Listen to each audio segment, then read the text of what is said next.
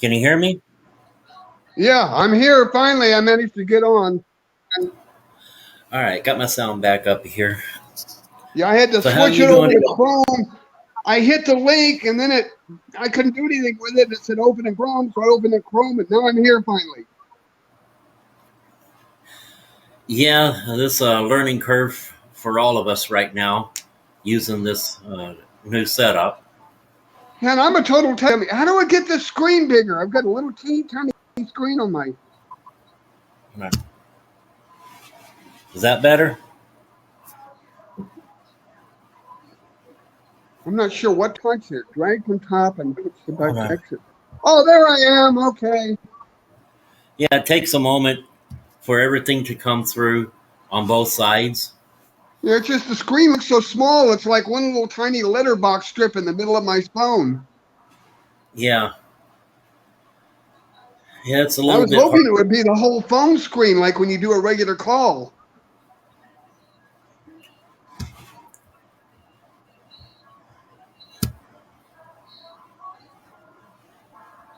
Well, I don't need to see my picture big in there. I know what I look like. I'm I trying to. was I'm trying to see trying to. everybody else good. Okay. There we go. As others join, my side will stay a little bit bigger because I'm down as host, but other people should filter in and come alongside Yeah. and I'm just hoping to see everybody else's screen bigger. I don't need to see my own face that big.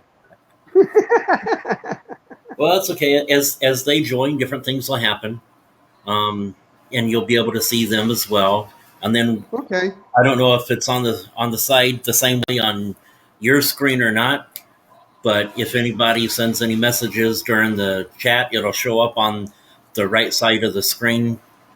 For me, at least, I'm hoping it shows up for everybody. Okay. So is there a blank purplish space on the side on yours? Oh, wait a minute. Let me get this. Okay. There's your picture, there's my picture, and there's something on the side in little teeny tiny letters that says restream Right. messages from audience will display here. Good. I was hoping everybody would be able to see it if anybody asked any questions or made any comments. That way we Okay. all have a chance to chime in when somebody says something. Also, hoping that more people will join the stream and Okay. we can discuss everything that we need to. So, but how you been doing? Is there any way to get my picture over here smaller? Because I don't need to be looking at myself. Okay, just a moment. I'll. Yeah, I got up early this morning to fix up specials just so I'd look good. Okay. Unfortunately, Yeah. I have to wear the clunky readers because I can't see the screen good without them. Oh, I know the feeling. I Let me completely try. understand. Yeah, I can sort of see like this. You can see I really went all out trying to fix up nice since I'm going to be in public. Yeah, I didn't have as much time as I was planning to be able to fix up and do everything. I was doing some counseling earlier, so I had to rush everything together at the last minute. So I've got on a shirt to look decent, but But this I've is got the on first a time I've pair. ever done anything like this. It's neat. Yeah, and then I like this new service with it because we can see each other and hear each other's voices. And if anybody else joins, we'll see them as well. And then when any audience comes in and types any questions, we'll be Yeah, able to I'm see that. afraid. I'm afraid I've led a rather unremarkable life because the only time I ever been on TV was when I was living out in San Diego. My family and I decided to catch the Tonight Show out in L.A. Yeah. And he did the stuff. I'm sorry. You're breaking up.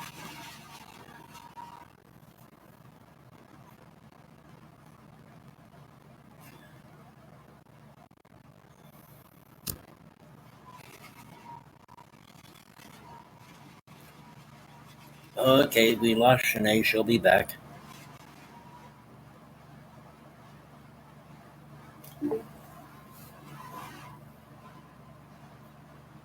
There you are. Looked like the signal dropped. Oh, So I yeah. wouldn't have to stand up there trying to sing it. I gave him the thing to stump the band. So I told Yeah. him, Rainy Day Woman Blues, number 12 and 35. And none of them could get it.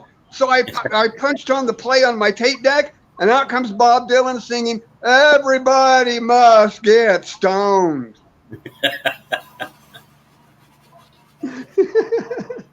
But that's the only time I ever actually made it on TV. I've had an unremarkable life. Well, a lot of times what we consider unremarkable is just I mean, God remarkable using by the us for world's others. standards. It's Right. remarkable that I'm still alive and sane, okay? So I'll admit that. But if I were to write my biography, people would fall asleep by the first 3 pages. Probably not. They Yeah, probably trying to figure out why it you're still. hasn't been an easy life, but it hasn't been exciting. It's just been dull. I'm sure there have been exciting moments. For me, yes, but for most people, no, it wouldn't be considered exciting. I did a lot of punk stuff when I was a kid, and I turned against God. I came back at a Southern Baptist church of all places. You know, I drifted around until I finally found my way back to the ELCA. So I got married twice, and both times I'm not good at dating or initiating. Both my wives seduced and proposed to me. I think I have actually asked out someone on a date 5 times in my whole life. I'm just shy. I'm shy and socially awkward. I'm the one at the party that's sitting over in the chairs by the wall with the punch playing with a crossword puzzle book. That was before they had phones with games.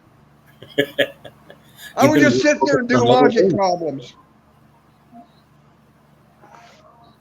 Because it's like, I'm going to understand, I was growing up trying to be a normal guy. So those kind of parties, understandably back then, girls to dance, and I didn't have the courage. So I just kind of sat off to the side. And most of the guys that were gathered, I tried to fit in, but Lord, I could not handle the conversations. Sports, cars, fighting, and all kinds of stupid metaphors describing their date. That what does that really mean? Oh, I got a home run, field goal. Oh, I got her in full gear. It's like, what? The girls I used to hang around with, they were very specific and graphic about the date. I bet. Most guys didn't realize when they're busy bragging to their friends, their girlfriends already know what really happened. Yep. And it wasn't a home run. No, probably didn't make it to first base. The way some of these girls described it, it was a foul ball.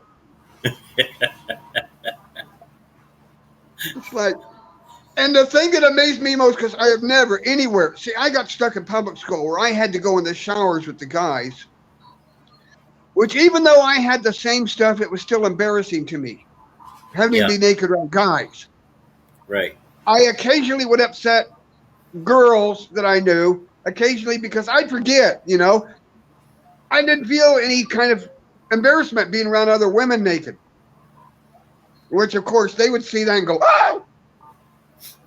But also trying very hard, since I was already, because you see the way I am, I mean, even without the makeup, just the way I am generally, I already had enough hard time would be called a homo and a Nancy boy, as it is, without accidentally letting anyone catch me staring at anyone too much. Yeah. Yeah, because sorry, I'm not dirty, but in a shower with a bunch of guys, some of which were very impressive, I couldn't help but look. And I tried very hard not to stare or be obvious. Yeah. Comments. But one thing I have never heard any women do, there may be some women out there that do this. but I've never heard of it. I would be in there in the shower in the locker room, and I'm actually, number one, I hear these guys, they've named their thing, and number two, they've all measured it. I never I have understood. never heard of women naming their private part or measuring it. No. Never. I That's a never guy. understood what guys do. Yeah. I actually knew one guy that named all three of his parts, Manny, Mo, and Jack. It's like, my God. Are you guys serious? I don't want to know who Minnie was. Huh? I said, I don't want to know. Manny and Mo go together so you can figure who Jack was. Yeah. Yeah, I mean, good. But my God, you actually measure yourself so you can brag about the size? Good. Isn't there something better to do, guys? Does this really matter? No, they don't think there's anything better to do, and that's part of the problem. Oh, You got to get rid of attitudes. I kept it hidden from myself till I was nearly 20. But somewhere deep inside, I always knew the basic difference between me and the guys because I could never really understand how these guys seem to think about things. Yeah. Like recently here in San Antonio, when we had our big freeze, and this was a guy, I swear, I'm not making it up. It was cold, the power kept going out. So I just used a big lighter to turn on my top gas range burners because I have an electric oven with an electric start. So I used a big lighter, lit the gas burners to keep my apartment warm. During that time, the EMS came in and broke open an apartment door because luckily the neighbors had called EMS, had discovered at the time and called EMS. And they came in and broke the door down and carried the guy out in a stretcher. Luckily, he was okay. He tried heating his apartment with a hibachi. Oh, boy. CO2 exposure. Not CO2, CO, carbon monoxide. Yeah. He was trying to heat his apartment with a hibachi. Yeah. And I don't mean the vibrator. Right. But, yeah, it's not good. I've never heard of a woman that would try heating their apartment with one of those little tiny grills. It's like, what? Yeah. All you got to do is turn on the gas. All you got to do is turn on the gas burners on the stovetop and light them with a big lighter. There you go. Yeah. But this is some guy that the oven. He's always out here barbecuing on the weekends. So he decided to use his little hibachi to heat up the apartment. It's like I said early on, I began to realize I have no idea. I don't understand. Intellectually, I can understand how men think most of the time, but I cannot really understand how they think. I laugh at a lot of the things I see because it's like, oh my God. You ever seen that little thing with Judge Judy where she goes like this? Yeah. That's the way I react a lot of times with some of the things I've heard guys come out with.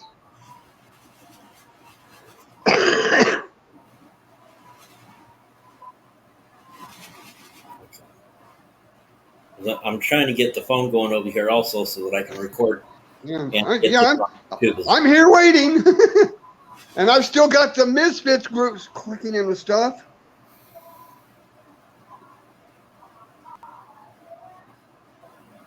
I'm afraid a very dear friend of mine that I'm very much in love with, but I was supportive of her relationship. I've been praying for her and her girlfriend, hoping they would work it out because she was in love with her and so happy. And the other girlfriend, I don't know what's going on with her, but she's just kind of crazy. She didn't pay enough attention to her. She keeps putting her down. Her girlfriend smokes pot, but then she gets on Jane for drinking. She doesn't want to come over and help Jane straighten up the house, but she don't want to move in because her house is too messy. Jane went through a hell of a lot of trouble to set up a beautiful birthday for her girlfriend. And then her girlfriend finally showed up, for a few minutes because she was busy running around helping everybody else out instead of the one that she's supposed to love. And by that time, Jane had gotten so upset that she'd gotten drunk and was feeling really angry. So they finally broke up. And now all of this girlfriend's family is after Jane. And it's like, why? She didn't take any money from her. She didn't do anything bad to her. But the family's going after her. Yeah, it doesn't make like sense. amazing. And I'm deeply in love with her too. But Jane, we're just best friends because it's like Jane told me. The problem she has is that she's a femme and I'm a femme, and she's not attracted to femmes. You'll find someone. Yeah. Oh, I mean, except for Vera, my second wife, I seem to fall in love with the wrong people all the time. That's okay. We're still besties, which is good enough for me. But, Yep. you know, and she can handle me being trans woman because she's basically lesbian. But she can handle the trans woman thing. But the problem is we're both femmes and she likes studs. Which I have to admit I do too. I actually have a preference for men. But, you know, I was married twice, so I found I can be attracted to women too. Yeah. Nothing wrong with As that. long as my partner, male or female, is a very strong but gentle, dominant partner that is in charge, take control, but ask me about stuff before making decisions kind of person, I'm happy.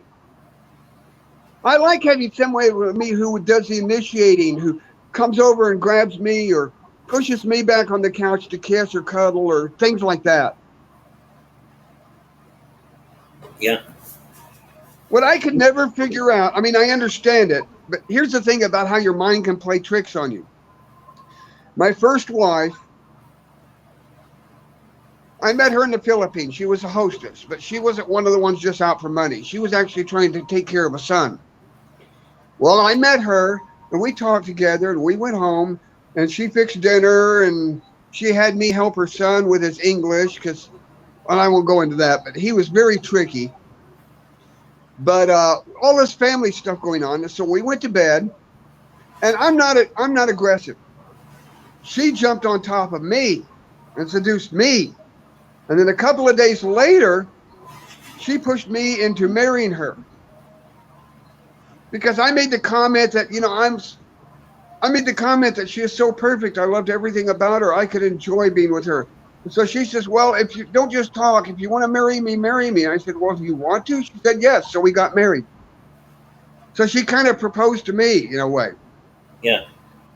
8 years together. And except for the temper problems I had due to the pressure of trying to maintain the male image, I mean, as far as the male role, you know, 24/7 because I was in the Navy. But basically, when I was home, I was myself, okay, in every other way. You know, but because occasionally temper problems because of the stress. But other than that, for 8 years, she was completely happy with me the way I was. She wanted me to make the decisions. So I'd talk it over with her, and then I'd make the decision that I knew she wanted. You know, as long as it wasn't harmful, dangerous, illegal, unethical, or immoral, I would go along with whatever she wanted. She usually came up and cuddled against me, or she would be the initiator in most cases. We shared kitchen duties. That's the only problem we had, both being strong-minded, is we finally got it worked out to where she let me have the kitchen organized the way I wanted it. But the rest of the house was the way she wanted. Just the only thing I have trouble with is I want my kitchen a certain way. She enjoyed being on top. I'm not trying to get too graphic here. Just say she enjoyed being on top and being in control.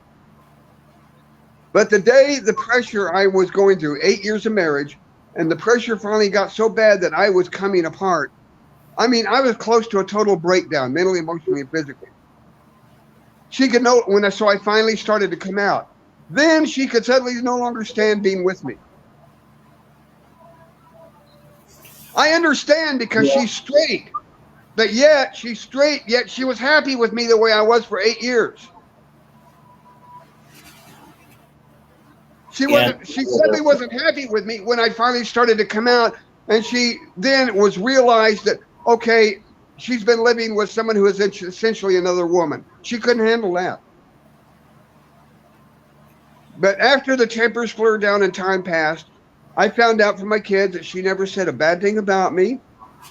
And not only that, the last time I saw her at a family gathering, we were on friendly terms, no problem, no bad feelings there. But, and it's like if she were ever to somehow change her mind, I'd go back to her in a heartbeat. I was happy with her. Can't go back to Vera because she passed away. But my second wife, Vera, I was just looking for girlfriends to hang out with. And she fell in love with me and let me know it. She didn't say it. She grabbed me in for a deep kiss on our first date. So we sat out till about 2 a.m. talking. And I told her everything. She still loved me and wanted me enough that she went ahead and seduced me that very night, or that morning, I should say. And then after a couple of months, when she realized I wasn't the kind of person who initiates very well, she asked me to marry her. She told me, George is coming up here to visit me, and you got to decide either I marry you or I marry George. I said, well, if you want me, yeah, I'll agree. I'll accept. So she said, well, will you marry me then? I said, yes. A lot of them with those responses. For 14 years, it took her about a year to get to the total grasp of how I am. But after that first year, she treated me in every way like the sub. And when I say sub, I don't mean BDSM sub. But she treated me in every way like a woman and a sub wife. She was in charge. It was great. Unfortunately, she was 11 years older than me and wound up getting a lung tumor and passing away after 14 years of marriage. Sorry to hear that. Yeah. A lot of the responses people have about things like that is unfortunately because of ignorance and fear. Fear coming in all different shapes and sizes, such as homophobia, transphobia. That's what we're fighting against. Not just out. Yeah, and I feel for these people and pray for them. But I'm sorry, I've got an ornery sense of humor. I can't help.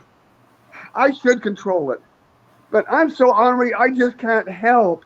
But I don't know the right word to use. Mess with people's minds by asking them, excuse me, do transphobes only use heterogeneized milk?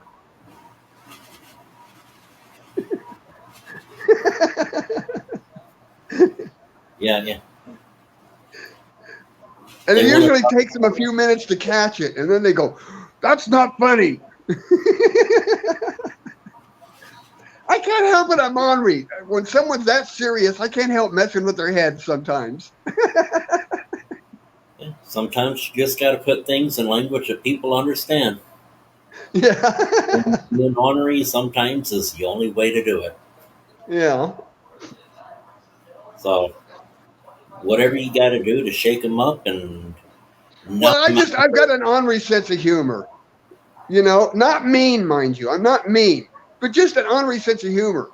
It's like a place I was working one time. We had a very anal retentive manager that was chewing somebody else out. And I was passing by with a load of dishes when he yelled at this guy, what kind of fool do you think I am? And I try to control it, but sometimes things pop out of my mouth before I can stop them. He said, what kind of fool do you think I am? And I was passing by, I said, the kind that asks. The kind that what? The kind that asks. Oh. Or one coworker I was with that wasn't too bright. He's always arguing with the cooks. And I was passing by, and I don't know what the argument was, but he told this cook, well, at least my mind's not in the gutter. And I popped out with, no, that would be a step up. Things like that they just pop out before I can stop them. Yeah. I don't mean it mean. It's just, it comes. It's part of my Irish nature that I inherited. I have I have that bad Irish temper and that sharp-tongued wit that gets me in trouble so much. Being mean is a whole lot worse than what you were saying. Yeah. And when the live stream starts, I'll really try to restrain myself because I can't help it. I'm just a chatterbox. Well, we are already currently on the stream. I'm still waiting for others to join in. Yeah, So but far, there's only two of us. so far it's just you and me. I don't see anybody else. None as they come in. They all know it's at this Yeah. time, right? They should. We kept saying. So Well, I know you sent me a message, so I'm wondering, did they get their I message? sent one to you, and then I put it in the live stream collaboration group. So if Well, I they're got it on my Facebook Messenger as a message, which I pulled up the link, and then I couldn't figure out how to get on until I finally saw at the bottom where it said open in Chrome. So I opened in Chrome, and that's where I got it where I'm at now. well, maybe the others don't have Chrome. I don't know. Well, maybe the others actually have a life. When I don't have a job for my temp agency for the day, I'm pretty much here all day with nothing to do unless I'm going grocery shopping on Saturday or I have a medical appointment. I don't know anybody around here, really. I know people at my church, but nobody I'm really close friends with, like visiting. So I don't really know anybody. All of my close friends that I used to hang out with have moved away to other places over time. Yeah. You know, the daughter, my former daughter-in-law that I used to, she used to get a bunch of her friends together and we'd all go out together because she knew I was alone. So she'd get a bunch of her girlfriends together, usually on weekends, and we'd all go out to some club. The one they took me to the most, I can't remember the name of it. It's out on the edge of town here. It was a Eurotech club. And this was back when my legs were healthy enough and I didn't have emphysema. To where we'd all go out in skirts and heels and dance hard jump dance in heels. You know what hard jump is? A little. Yeah, if you pull it up on Google sometime, just pull hard jump style in Berlin, you'll see what I mean. It's really heavy, high jumping, kicking and twirling around in sync. When you're on the dance floor, you synchronize yourself to everybody else. Okay. And we were all out there doing that in heels. That was before my legs started going out on me. And now I am emphysema, so I really can't do it anymore. All I can handle now is slow dancing. But my former daughter-in-law, my son got tired of her, so he kicked her out and found somebody else. I love my son, but God, he's been through about 6 wives now. But she moved back up to Dallas, which is quite a ways from here, so I don't get to see her much anymore. Huh. And I miss her because she was so much fun to be around, her and her friends.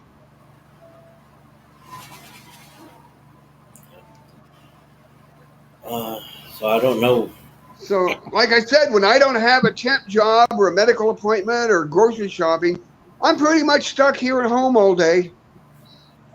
I don't see any point in going out by myself to have a coffee at a Starbucks alone. There's no point in that. They're just spending money I can't afford. Yeah. Especially at Starbucks prices.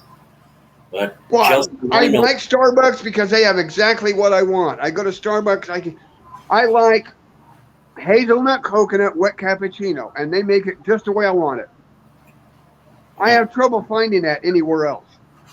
They're good. They're just more expensive. We'll say, I'm not a big coffee drinker. The only thing I like, actually what I like is Irish cream wet cappuccino, but since everybody stopped carrying Irish cream, the closest I can come to that flavor is a hazelnut coconut. Yeah. It tastes almost the same. Yeah. If I had the money to afford it, I would just get a bottle of Bailey's at the store and carry a little tiny thing with me every time I go to Starbucks so I could pour it in my coffee myself. Yeah. Because that's the only thing I really like is Bailey's Irish cream with my coffee or tea. But still, I tried that. I just can't have. I'm not a coffee drinker. I'm a tea drinker. But when it comes to knowing different ones and different things to do, I'm in the same boat as you. Uh, Chelsea and I haven't been here for very long, so we don't know a lot of people, and we don't have a lot of stuff that we can do outside of the apartment. And of course, we moved right as COVID and everything was starting. So yeah. Well, I was getting ready to move to a cheaper seniors apartments back last March, which is why I found a good home for my cats because they had a no pet policy. I've been totally alone ever since. That was $350 a month for a studio with all bills paid, including electric. Mm-hmm. Then the COVID hit and they weren't letting anybody move in. And then after a few months, they said, well, since we have lockdown for so long, we're just going to take the time to renovate. And they got rid of all the paperwork. So whenever they do open up to move in again, I'm going to have to start all over again from scratch for the paperwork. It's like I asked, why did you guys at least keep the paperwork and the waiting list? Well, we just decided it'd be better just to get rid of them all and start over. Better for who? Not the people. For them. For them, right. So they don't have to keep track of the paperwork.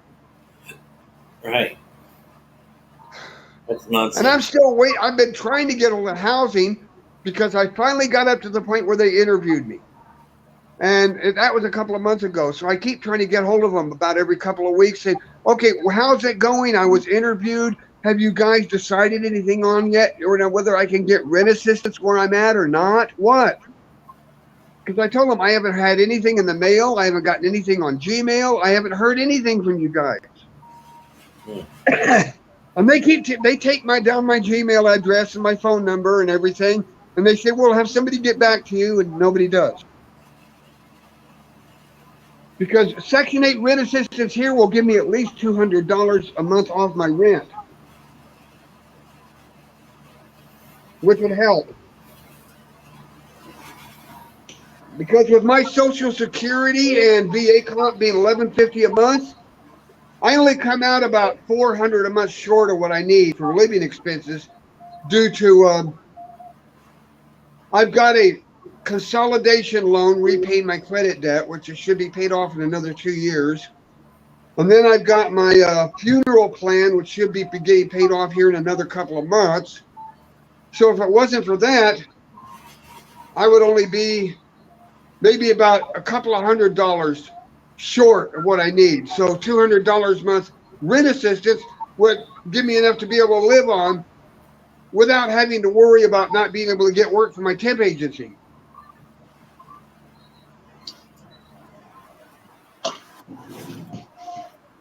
Thanks to the stimulus payments, I've been surviving. But the way I was surviving before is my temp agency was giving me just enough jobs, temp jobs as a part-time housekeeper, ground porter, which is about the only work I can do anymore with my emphysema, to where I was pulling at least $400 or more a month, so I was making it. But the last few months, they haven't come up with any. They've only come up with a couple of jobs in the last 6 months. So I've been surviving thanks to the COVID stimulus payments.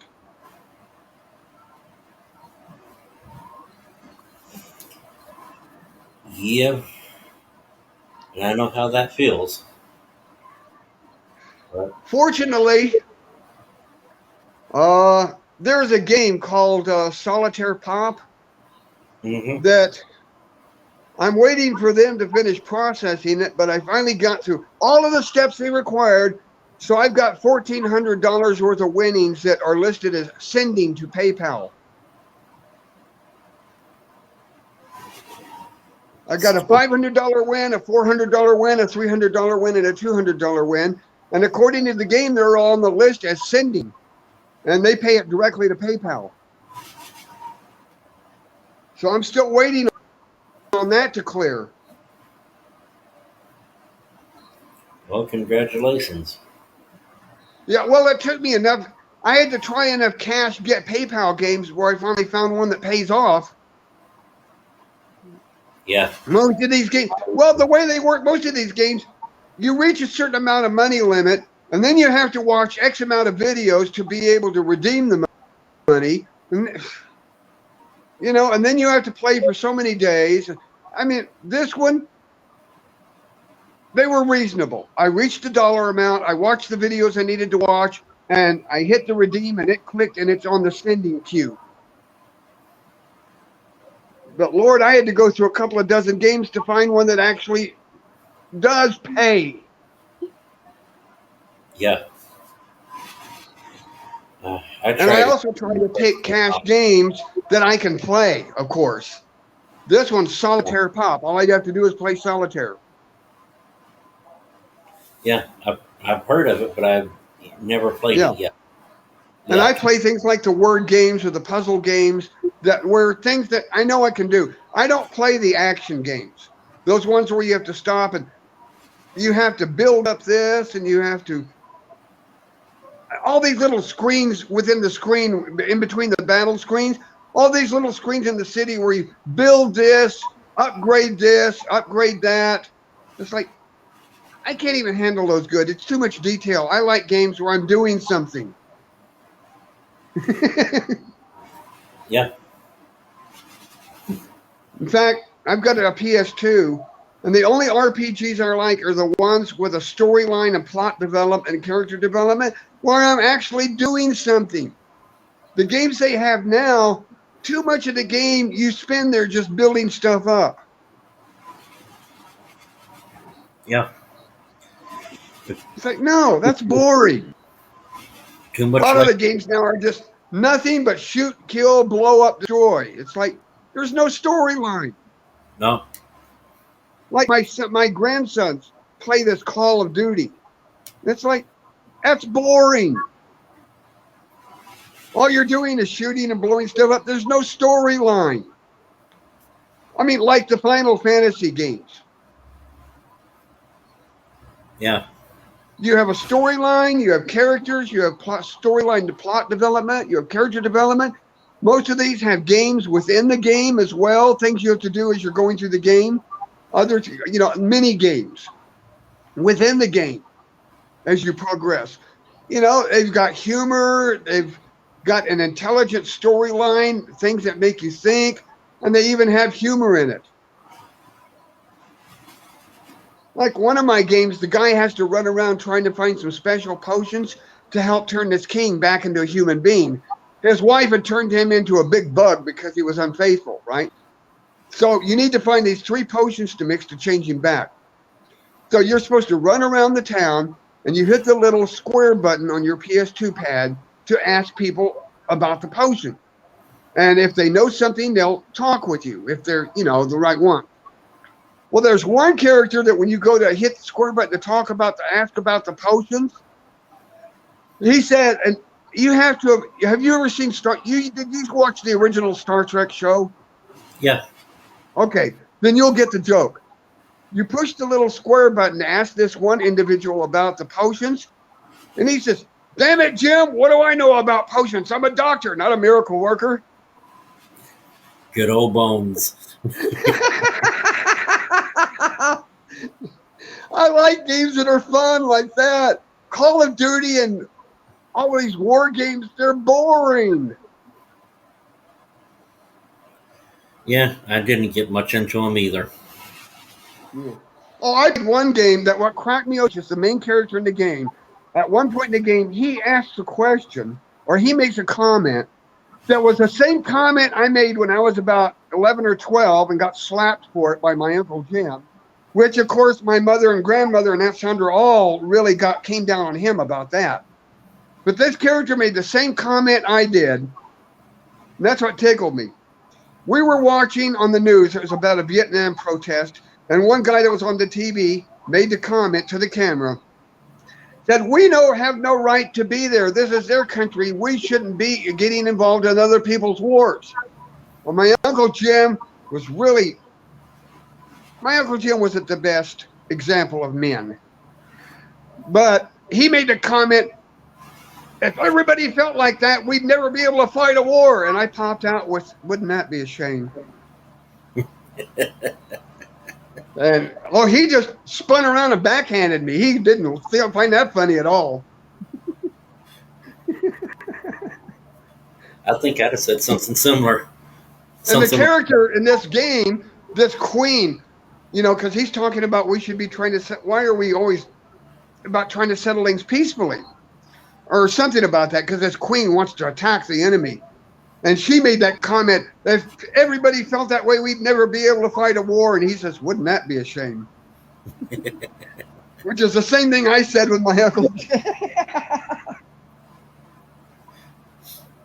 Yeah, that would be.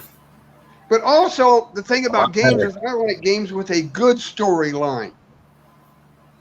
Not an evil storyline like some of them are. I mean, it's the classic good versus evil thing with all of the gray ethic, moral questions in between during the game. Is this really right, or is this really right? Or, all the questions, moral and ethical questions that come up in real life, that they tend to present them in these games. And I like that. I like good games like that. And then, of course, the game learns what type of character that you're becoming and what kind of morality you have. So it causes you to question more things like that as the game develops. Well, with all of these video games, like I've got all the Final Fantasy games from 1 through 10, 10-2. 10-2 is the only Final Fantasy game that was actually a sequel. But I've got all of the.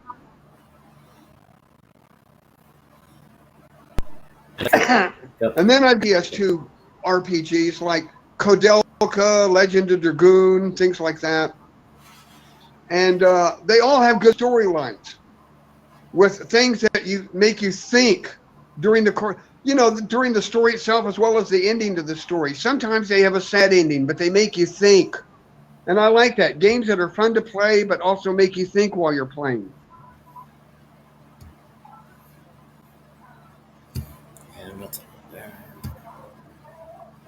It's the same with movies, or songs, anything. I like stuff that's feel good, just crazy fun, but I also like stuff that says something worth saying in it that makes you think. Yeah. Oh, that's why, even though I hated their final episode, I swear, don't get me wrong on this, because I am Christian, but I swear I could almost shoot the script writers that wrote the final episode for Quantum Leap. I hate endings like that. I've been alone so long. I lost my wife 18 and a half years ago. I've been alone. So I hate sucky endings. Yeah. You saw the final episode of Quantum Leap, right? Yeah. I felt the same way about the final episode. I wasn't just about him. I was thinking about his poor wife stuck back there still waiting for him to come home. But the rest of the show, that was the best science fiction show I've ever seen, because they dealt with so many social issues.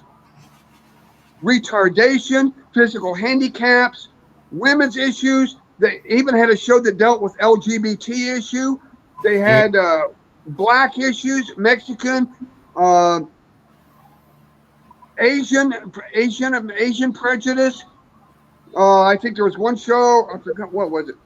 There was one show where he was a Mexican man on death row. There's another show. Anyway, they dealt with all kinds of race issues. And they were just and all kinds of women's issues, from the mother with 2 children, the housewife with 2 children, to the rape victim. Yeah. And they were very well done and thoughtful. Yeah.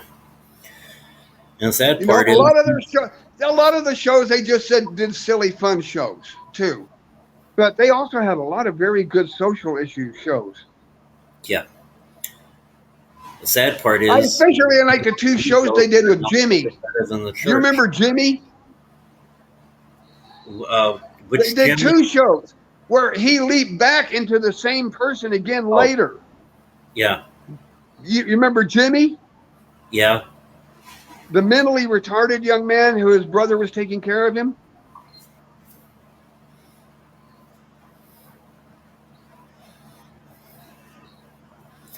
And yeah. I love that. That was so beautiful. But the And they, sad part is, like I said, they had a couple of LGBT shows because they had one show about the German girl that had died, and it turns out that she had been abused when she was in Germany, a concentration camp, so she couldn't feel close to men, but she finally found a guy she loved. Well, the woman she was going with was so upset over her wanting this guy that they had an argument and she killed her. yeah. You know? And it's like, even talking about it makes me start crying. Darn it.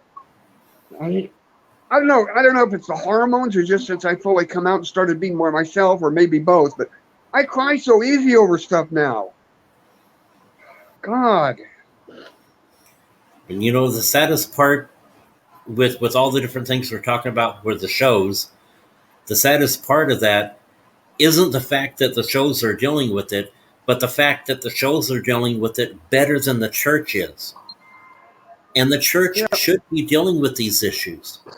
Well, it's like I keep telling people. Now, I don't know about all of them, okay? But from what I hear, it's all of them, because we're talking from the top of the ELC organization down, have been pushing for years to be accepting and welcoming, even to the point where gay clergy are trained and accepted into the church to serve.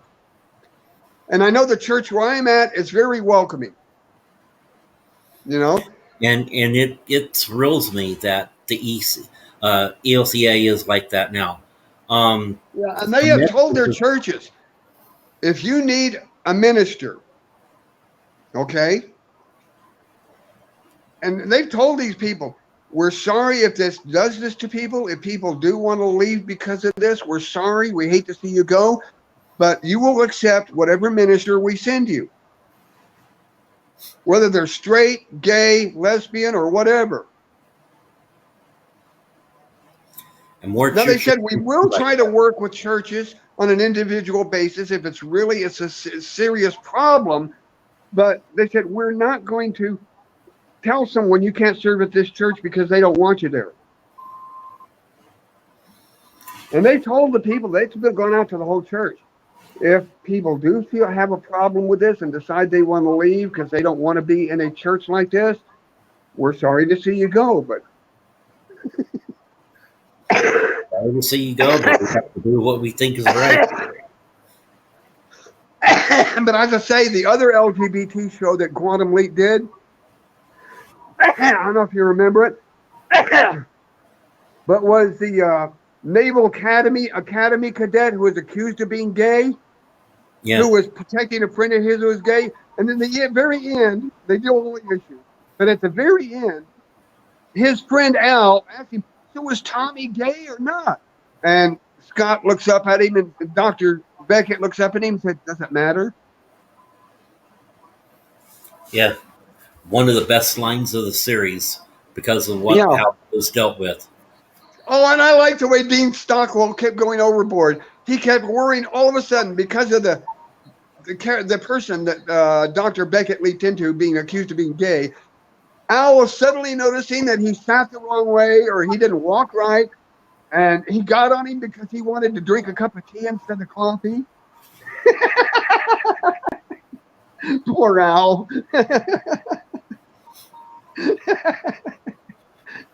I mean, they did it in a comical. It was bad, but they did it in a comical way to where Al was actually believing this stuff that you don't want coffee, you're drinking tea.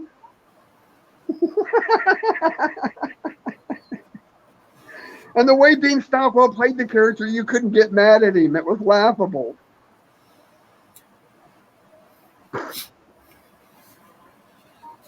Yeah, and it's kind of hard to get mad at some of the people that play the characters anyway. Yeah. Well, it's the way he played it. He wasn't mean or hateful. He wasn't mean or hateful. He just actually seemed to believe the stuff. Yeah. The only other show I have seen that comes close to dealing with social issues the way Quantum Leap did is Walker, Texas Ranger. Yeah. There's a fairly new series out. You saw the show The Fosters?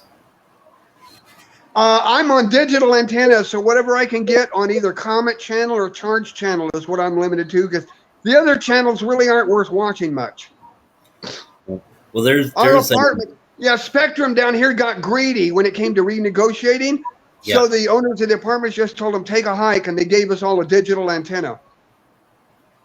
Which I can still get Comet channel, which is science fiction, and I get Charge channel, which has all my favorite old shows. So I'm happy. But the only show I've seen that deals with social issues as much as Quantum Leap did was Walker, Texas Ranger. And if you can find it, I only have a smartphone. I don't have a computer, but if you can find it, I tried pulling it up on my smartphone, and they've got it. We're talking a TV show, mind you, okay? They've got it set up so you have to pay to rent the TV show. Yeah. But they did an episode called The Neighborhood. This show, and I know I cry easy, but this show, I'm sorry. I don't see how anybody could not watch this show and cry at the ending. It was beautiful. It was so beautiful. It was about this little girl, Kayla, that gets hit in a drive-by, and she recovers. And then she says that an angel saved her, and the angel told her that they need to get a big fair together in the neighborhood to get the neighborhood together. So they're all working together to get this big shindig together for the whole neighborhood block party. And the whole show itself built around this little black girl, Kayla. And it was just so beautiful. I mean, I was not just crying. I mean, I was crying full out, uncontrollable. It was so beautiful. If you ever get a chance to find that and see it, it's called The Neighborhood. Okay. On Walker, Texas Ranger. Yeah, I'll see if I can find that. Yeah, I can't even tell you about the ending because every time I try to, I start crying too much to be able to talk about it. But the one series I was talking about deals a whole lot with the social issues. All different kinds of LGBT issues, race issues, violence, all kinds of. Let me pick up the phone again so I can hear you better. I'll tell you what, I better get my earphones out for this. Because one thing I do to try and help keep the apartment from being so lonely, because I swear it no longer feels like a home since I had to get rid of my cats. So when I'm not watching TV, I try and keep the radio going, so it doesn't sound quite so empty. Oh, what am I doing getting the charger? Ah! Headphones, not charger. Okay. Coming back.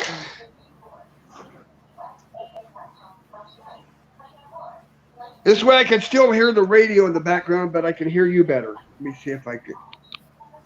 Oh. Yeah, there it is. Okay, I got it. Now I can hear you good. Okay. But yeah, now I can hear you much better. There's a series called The Fosters, where they're dealing with all the different social issues, including all the different things with LGBT that you can think of. Well, that particular series ended, but there were two daughters that was in the family that the show featured, that they moved to another city nearby, and they're dealing with all the same issues and getting more in depth with those issues as they're going. Very well written, called Good Trouble.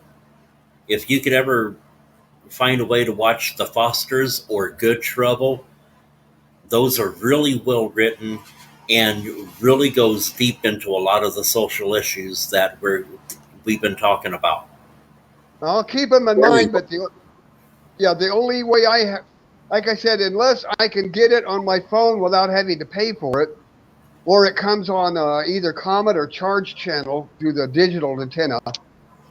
I don't know if those are all over, but I know down here with the digital antenna, I can get a channel called Comet and one called Charge. Yeah, I've heard of Comet, but I haven't seen Charge. Oh, Charge has all the old shows. Maverick, Magnum P.I., Walker, Texas Ranger, Chips. All of my favorite old shows. Yeah, the stuff that people in our age groups either grew up with or saw when they were young adults. Yeah, there used to be another channel I watched, but for some reason it disappeared. Because on the weekends, when there's not much else on the other channels, I used to go to this other channel called Get, Get, because they had, in addition to all the other shows I mentioned, they also, as the night went on, had the old reruns of the old Johnny Cash show, followed by Married with Children and Hot in Cleveland.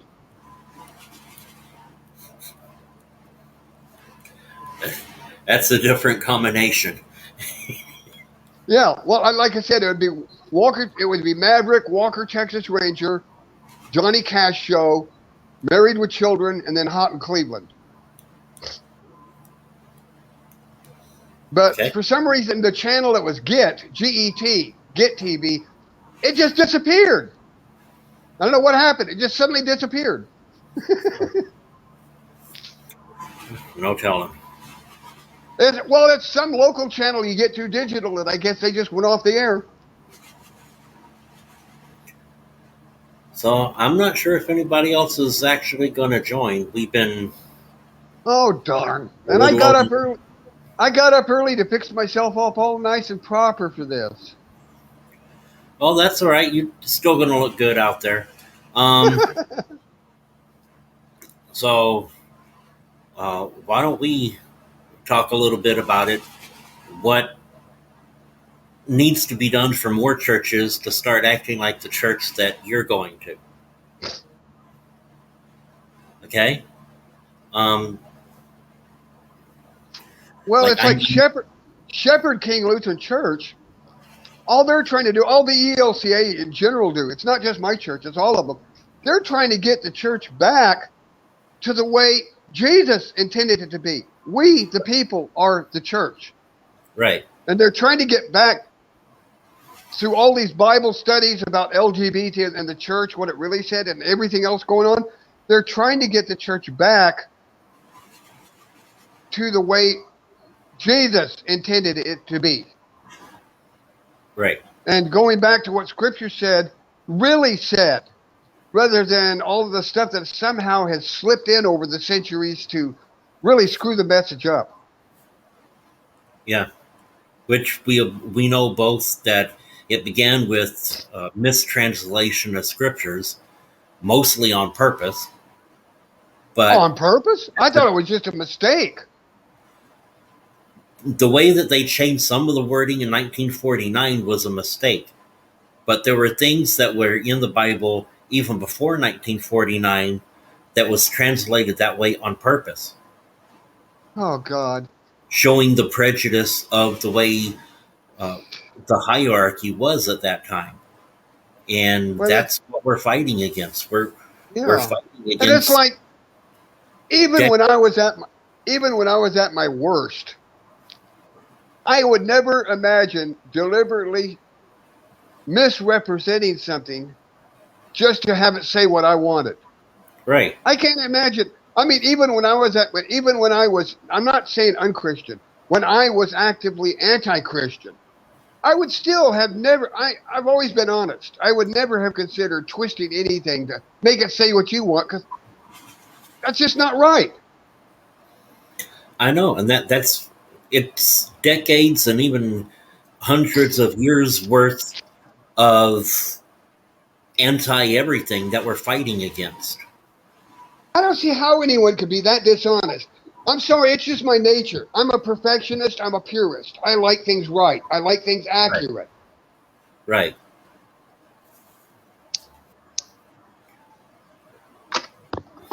I don't care if it's contrary to something I was saying, and I'll correct myself if I find something that's contrary to what I have been saying. I don't care if I don't care what it is. If it's accurate and it's true and it's right, then I'll correct myself and go with it. Right. And that's what we got to get back to, like you were talking about. I can't understand why. I can't understand how anybody could be that dishonest, though. Me either. I've seen it in multiple churches over the years. Yeah, so have I. So it's I told you I came back to Christ in a Southern Baptist church. So, we've got a whole lot of stuff there besides just oh LGBT. yeah, oh Can't yeah. drink, can't smoke. You can't read anything except for religious literature. Mm-hmm. You can't read secular books. You can't watch secular movies. The only faith that is more strict than the Southern Baptists are the Mormons, who won't even drink caffeine. There are a lot of Pentecostals that are even more strict than that. Not all of them, but they're out there. And Well, I I, know God did me a favor. I was I know raised Southern God. Baptist. I know what you're talking about. I know God did me a favor because I had gone so wild that when He finally brought me back, He stuck me where I would have to start looking to the Bible to refute all the things that I knew were wrong, as well as to check and make sure what was right. He put me in a church that made me have to challenge everything, so I'd have to get to know the Bible.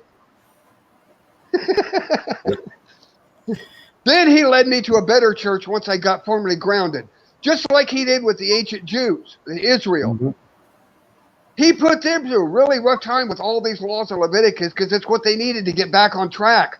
Those laws weren't meant to be forever. That was just what they needed at the time to get them back on track. Yeah, there are different things with laws about eating that they're still following. We know that stuff like that's been rescinded too. Well, that's one of the problems with the modern church. People can't seem to understand that God and Jesus are unchanging. The basic law of love, love God with all your heart, soul, and mind, love others as you love yourself, is unchanging. But most of those laws in Leviticus, codes and laws like that throughout time, have to change with changes in culture and technology. They are not permanent. The laws in Leviticus, while they show us what the Hebrews were going through and what God needed to do to correct them, they were not meant to be taken as literal laws forever. And then we got another problem with people that want to follow the Talmud. Well, the Talmud is not scripture. It's a running commentary of what the rabbis at that time thought about certain scriptures, but it's not scripture. And people want to try to make that law too. I thought the Talmud was the scriptures, what they called the scriptures. Oh, it isn't? The Torah is the first 5 books of the Old Testament. Yeah, the Pentateuch. The Tanakh is the entire Old Testament. No, there's a Pentateuch, right? Depending on whether you're looking at it from the Greek translation or the Hebrew translation. I remember always hearing the Talmud called the Pentateuch. No, the Pentateuch is the same thing as Torah, which is the first 5 books. Torah. Okay. That's where I was off. I was thinking Torah. Talmud, I've heard of, but I really didn't. Now I know something I didn't know before. Okay, good. Yeah, and the Talmud is basically a running commentary on what the Tanakh says. And the Tanakh is the entirety of the Old Testament. And the Torah is just the first 5 books. Can you spell that, the Tanakh? Tanach. Yeah, Tanakh. Okay. But the way the Jews split I'm learning all kinds of stuff here. The way the Jews would split up the Old Testament was into 3 sections. We have the Torah that you and I already discussed for a moment. Then we have what they would call the Nevi'im and the Ketuvim. And the Nevi'im is the writings, which is history and poetry and, Psalms and things like that. Yeah. And the Ketuvim was the prophets. And that's how they split it up. I remember from a Jewish friend I used to have when I remember, because I thought that was odd, and I asked her about it. She said that was custom. There's a certain part, I forgot what chapter it was. There is a certain chapter in Isaiah that they lay a black ribbon across, and they don't read past that black ribbon. From a certain chapter, there's a certain chapter in Isaiah that Most families will have a black ribbon across that, and they don't read anything after the black ribbon in Isaiah. Huh. The I part didn't of know. Isaiah that had all the prophecies about Jesus, that has a black ribbon over it now in most homes, or at least it did. She told me, Orthodox Jews, they don't read the part of Isaiah that's after that black ribbon that deals with the prophecies of Jesus, Okay. that I dealt just with the prophecies of the Messiah. right. Yeah, basically, all Right. the Messiah prophecies. They don't read it anymore. It's a black ribbon across it. Yeah, they don't want to face up to the fact that either Jesus or in their language Yeshua, that either he is who he said he was or Yeah. he's not. Oh, And if he is, something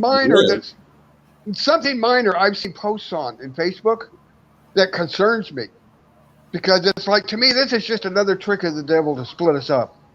mm-hmm, But I have seen posts where people claiming that Yeshua is not the proper name for Jesus. They're claiming that Yeshua is a hybrid derivative of two pagan gods' names, Zeus and some other god. And they have some other Jewish name they claim is his proper name. I forgot what it was now. But I remember seeing this post and I remember thinking, what? Yeshua was the old Hebrew for Joshua, which was also Jesus. right. I don't know how they came up with Yeshua being a combination of the name Zeus and some other pagan deity to make Yeshua. It's like, what? But this is out there now. This is yet another division someone's bringing up to split us apart. Yeah, They're saying when you call on the name of Jesus, you're calling on a false deity name. Oh, God. yeah. People that are ignorant and listening to too many wrong things. Yeah, well, these people mean well. You know, they're not like being hateful, but they're trying to claim they're going further than we do. They're trying to claim the addition to everything else that we need to stop using the name Jesus because that comes from a hybrid pagan god name. When they say Yeshua is a hybrid of Zeus and some other pagan god. It's like, what? Yeshua was around before the Romans. Yeah, No, they don't it's know like their history. They don't know their history. The name Yeshua was ancient Hebrew. It was around. It was the name that meant Joshua. It was around long yeah, before the Romans ever came into power. yeah. And But now we that got this stuff. But now we got all this stuff claiming Yeshua and Jesus are pagan-derived names. Oh, when is oh it going well. to stop? When is the nonsense going to stop? Unfortunately, it won't stop until the person that they're bad mouthing comes back Yeah. Well, that's at like, the return of Christ. It'll stop. well, one thing we need to do in the church that I noticed, in relation to everything else, if we're going to move forward with LGBT and all the other issues, we can't isolate ourselves to religious literature only. Because one thing people seem to fail to realize is that the Holy Spirit didn't just stop inspiring with the scriptures. The Holy Spirit continued inspiring people all over the world in art, music, literature, everything. You just have to depend on the Holy Spirit to help you discern the trash from the gems. Right. Because I have found so many gems of truth in the Book of Quran, in the Book of Mormon, in the I Ching, in whatever they call the book from Confucianism, Buddhism, all of these, they all have great gems of truth. In fact, Buddha never intended to start a religion. Buddha means an enlightened being. Other people made him into a religion. Yeah, he was searching for enlightenment, and other people decided that what he was doing was the religion they needed. Yeah. That's not what he Well, wanted. it's like, and I remember seeing this on a show called The Librarians. The Librarian, and it actually is Yeah. an ancient it is an ancient Buddhist riddle. The name of God. Yeah. And nobody knows the true name of God, but it's an ancient Buddhist riddle. It's called the name of God. And the correct answer to the riddle is me, because God is in everyone. So the Yeah. answer to the riddle, the name of God, is me.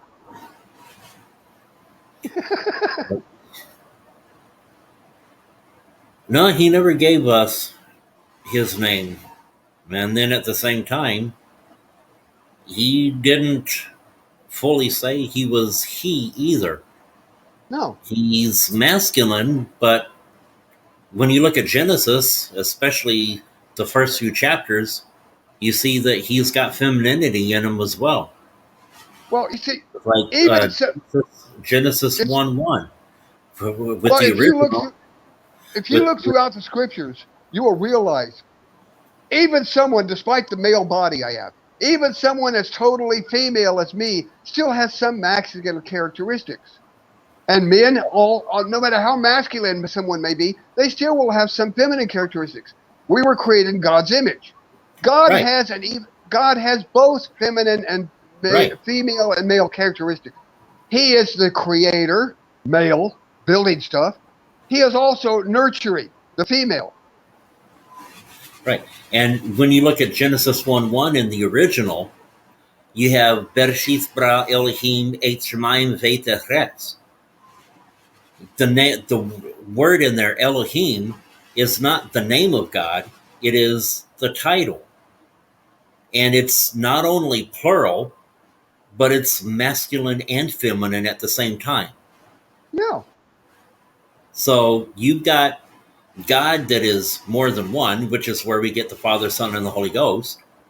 And you have masculine and plural, masculine and feminine, all in the same God, in the title of the Godhead.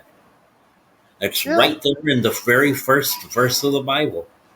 And it's there throughout all the scriptures. God and Jesus show both Mm-hmm. masculine and feminine characteristics. Yeah. And we've made a big issue out of a physical body, which our body was not created in God's image. Our body is the architect's rule of form follows function. God was the original architect. He designed our bodies to operate in this environment. That's all. We were created in God's image in our mind, our spirit, and our soul. Yeah. He created our body for the spirit and soul to be in. Yes. And But that's it. when it says And when it says he once when it again, says when it says he created us in his image, he's where people think it's the body. No, no. Our mind, our soul, and our spirit. Because that's one thing it may sound superstitious, but it isn't. But the Trinity of God is reflected in everything he created. Everything in creation is in threes. mm-hmm, We we got we body, are soul, mind. and spirit with us. No, we are mind, the intellect. We are soul, our personality, our feelings, and we are spirit that came from God. Right. And the body, the mind is attached to the body. So we may not see the mind because it's part of the body, but that's Yeah. where our intellect is at.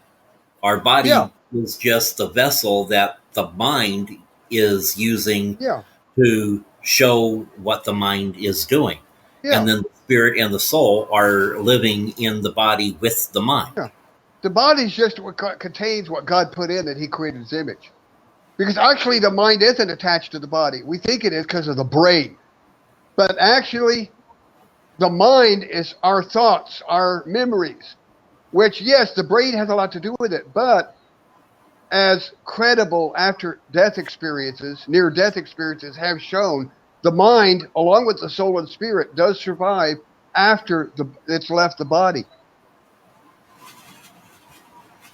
Mm-hmm. I think, and again, going back to things that, yes, there's secular books, but Socrates, or rather Plato, okay, there is the physical anima, and then there is the non physical spirit. So we have a physical mind that's in our brain, but we also have our mind that is spirit. Mm-hmm. And so when this body dies, our mind doesn't die with the body. The mind, spirit, and soul go on back to God. We stay who we were. We're just made perfect. Right. That's why the Bible said that to be absent from the body is to be present with the Lord. But also something, and I don't know, because I don't know the original languages. Maybe you know it better than I do because you know the original language the scripture's written in. But there was in Yiddish folklore, there was a thing called the golem. Mm-hmm. And the golem was supposedly a human being who had lost their soul, but they were still alive.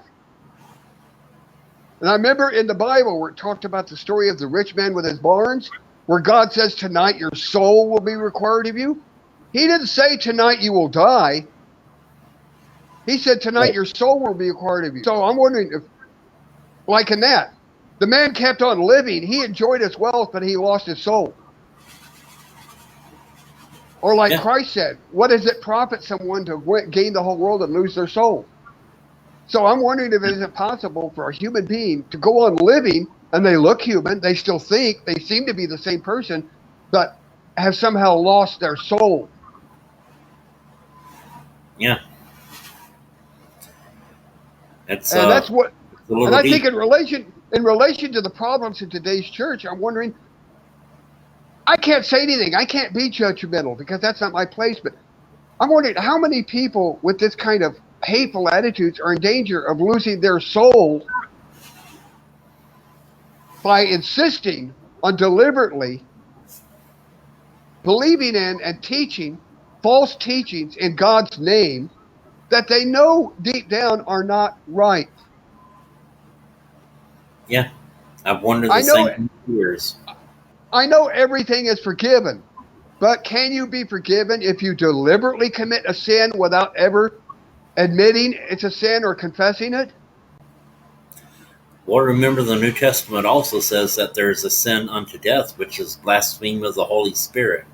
Which I have no idea what that is, and I'm not pushing the envelope to try and find out. I'll just be careful. Because I have no idea what that means. It's like with the Catholic belief about suicide. I don't know if that's right or not, but since I don't know, I stay here because God wants me here, because I don't want to run the risk of maybe the Catholics being right. Yeah. I've already had a really screwed up life because of too many bad choices already. I don't need to have gone through all this for nothing by making the bad choice of killing myself, you know. Right. No. I don't want to take the chance. I agree with you. That's what I'm saying. That's what concerns me. I'm not angry or hate anybody. What concerns me about these people that teach all these false teachings, and not just LGBT, but any kind of false teachings. Yeah. I've heard the same attitude towards the LGBT the way it is now. I've seen it in my life lobbied at the African American or people from other countries, and I've seen it thrown that way at Spanish, people with special needs. Whatever the prejudice of the particular preacher is, they're using all the same basic scriptures and throwing a few other scriptures in order to justify their hate. And I would like to see us all get together to find. I would like to see us all be able to come together to find some peaceful, loving, caring way that will maybe bring these people back to God, God's truth. Because my concern is these people that thinking they're going to heaven, teaching false teachings in God's name, which isn't that taking God's name in vain doing that? Yeah, I believe so. And if you think you're doing the right thing in God's name, and you don't believe it's a sin, can you be forgiven for it, even though you go in the confession and say, please forgive us all sins known and unknown, of omission and commission, but can it be considered a confessed sin? I mean, can you really confess and ask forgiveness for a sin, for doing something that was a sin, when you don't believe it was sin? Right. And see, that also goes back to the parable of the sheep and the goats that Jesus gave in Matthew 25. 25, 31 through 46. Right. And he separated the sheep on one side and the goats on the other side. And The sheep got to go into heaven. The goats were being rejected. But remember the response when they said, we've done this, and we've done that, and we've done this other, and we've done this in your name? No, he said, whatever you did not do for me, you did not do for another, you did not do for me. Right. The one you're talking what you're talking about is an earlier part of Matthew where Jesus says people in those days will say, Lord, didn't we do all these wonderful things in your name? And he will say, get away from me, I never knew you. Mm-hmm. And that relates to something Paul said. If I do every right thing and I do it without love, it's meaningless. It relates directly to that. People can be the best, most wonderful, outstanding Christian possible, but if they did everything in their life without love, without really believing, it's no good. And that's why James said faith without works is dead. Yeah. It's not that you do the works to be saved, but you're doing the works to show that you're saved. You're doing the works because your salvation is saying this is what you need to do.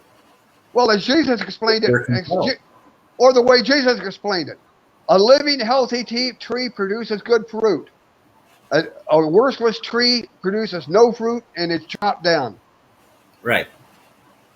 The fruit doesn't save you. It's the fact that you are saved that will produce fruit. Right. And that it's like when I do my studies and I explain different things to people as best as I can, it doesn't mean that every single person is going to do what I do to explain the scriptures, but that's how the fruit shows up through me. Yeah.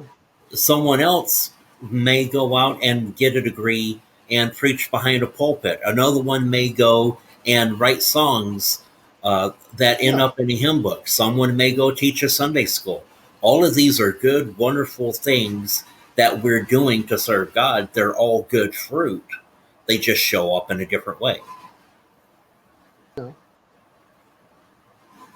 Well, one other issue I've heard coming up, again, another divisive issue that we don't need. And I had someone make the comment to me, well, it's so nice that your faith happens to fit your beliefs. And I explained to her, no. My faith fits scriptures, not the other way around. Right. And anyway, I thought I had explained it nicely to where I'm not saying that my faith condemns it. I didn't. The subject of polygamy.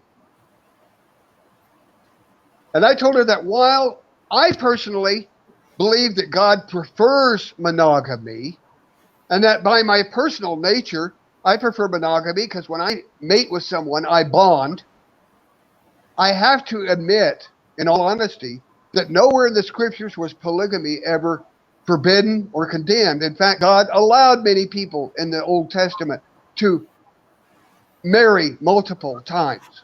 Of course, back then it was wives because women didn't have rights. But there's nothing anywhere that ever prohibited or forbid or condemned polygamy. Yeah. What was condemned is any kind of sex outside of marriage that is not in a way that is a committed, loving relationship where you care for each other. And I told her I had to admit there's nothing that says it's wrong. It's our modern laws that have made it illegal. Mm-hmm. But the scriptures never condemned it. And I have to look at the examples for King David and King Solomon are the big examples. He allowed polygamy. So I can't really say anything against it. Yeah, King David not only allowed it, but God said King David during that same time was a man after God's own heart. Yeah. So that's another issue that doesn't even need to be brought up. It was never condemned, so why bring it up? If you are polyamorous and you want to marry more than one person and you really do love each other and you're committed to each other in marriage, that's between you and God. I don't see anything wrong with it. Yeah, to me, the only time to bring that up would be to say condemning this is wrong because the Bible never did. Yeah. I'm not just saying that they did not, but just because they didn't condemn it, but because God actually allowed many people to marry multiple times. All he Yep. wanted was that those marriages be faithful, committed relationships. Yep. And you notice all the other stuff that God said he condemned, people were put to death. Well, if you want to Well, look at sex, the sexual sense, he condemned. What he actually condemned, because my church had a big Bible study called Homosexuality in the Church.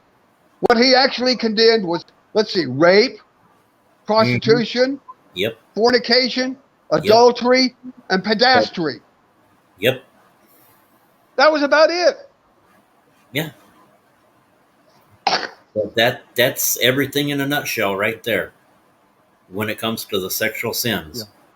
And even though, Nowhere in there does that say anything about gender see, identity, gender conformity, or any other of the LGBT issues. I know, and I notice a lot of people let their personal biases influence their faith, and it's more a matter of common sense. Now, in the really, really Old Testament, you know, any sex other than that we use for procreation was banned because God said, "Be fruitful and multiply." Well, we pretty much multiplied enough now, so that doesn't apply.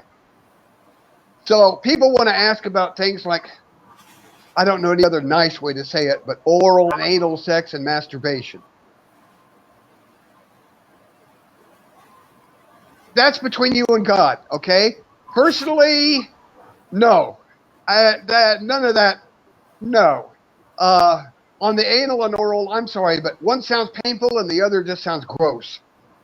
On masturbation, if you really need to, which I've been alone 18 and a half years and I'm on HRT, so yes, occasionally I have to. It just gets overpowering.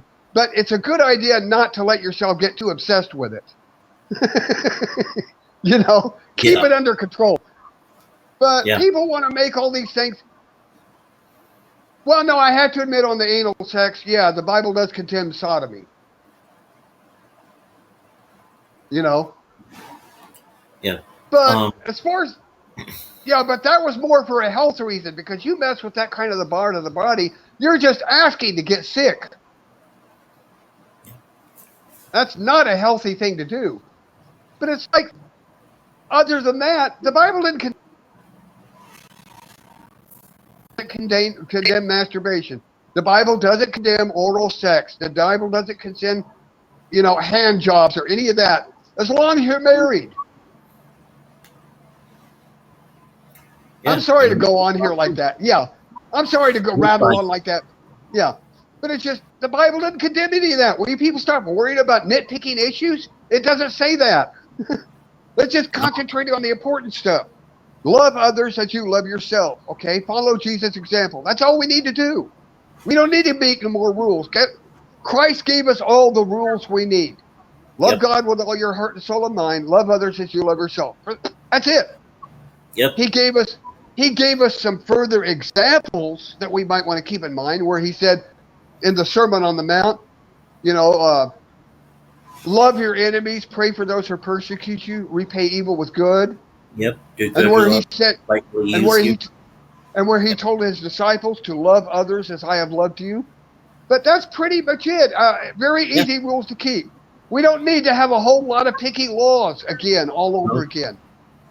It's that they're making a mountain out of a molehill and straining the gnats out of what they have in order to swallow a fly. Or Jesus. Why do people seem to be intent on making things more complicated than they need to be? In order to prove that they're better? I guess. I don't know. I don't mean it's not just better. I mean everything. It's not just religion or the Christian faith. I do this everywhere in the world. People make things so complicated. It's like, why? Why not just do it the easy way? And I'm not talking about the easy way as in sloppy. But the easy way is in the way that works best, most efficient. Yeah.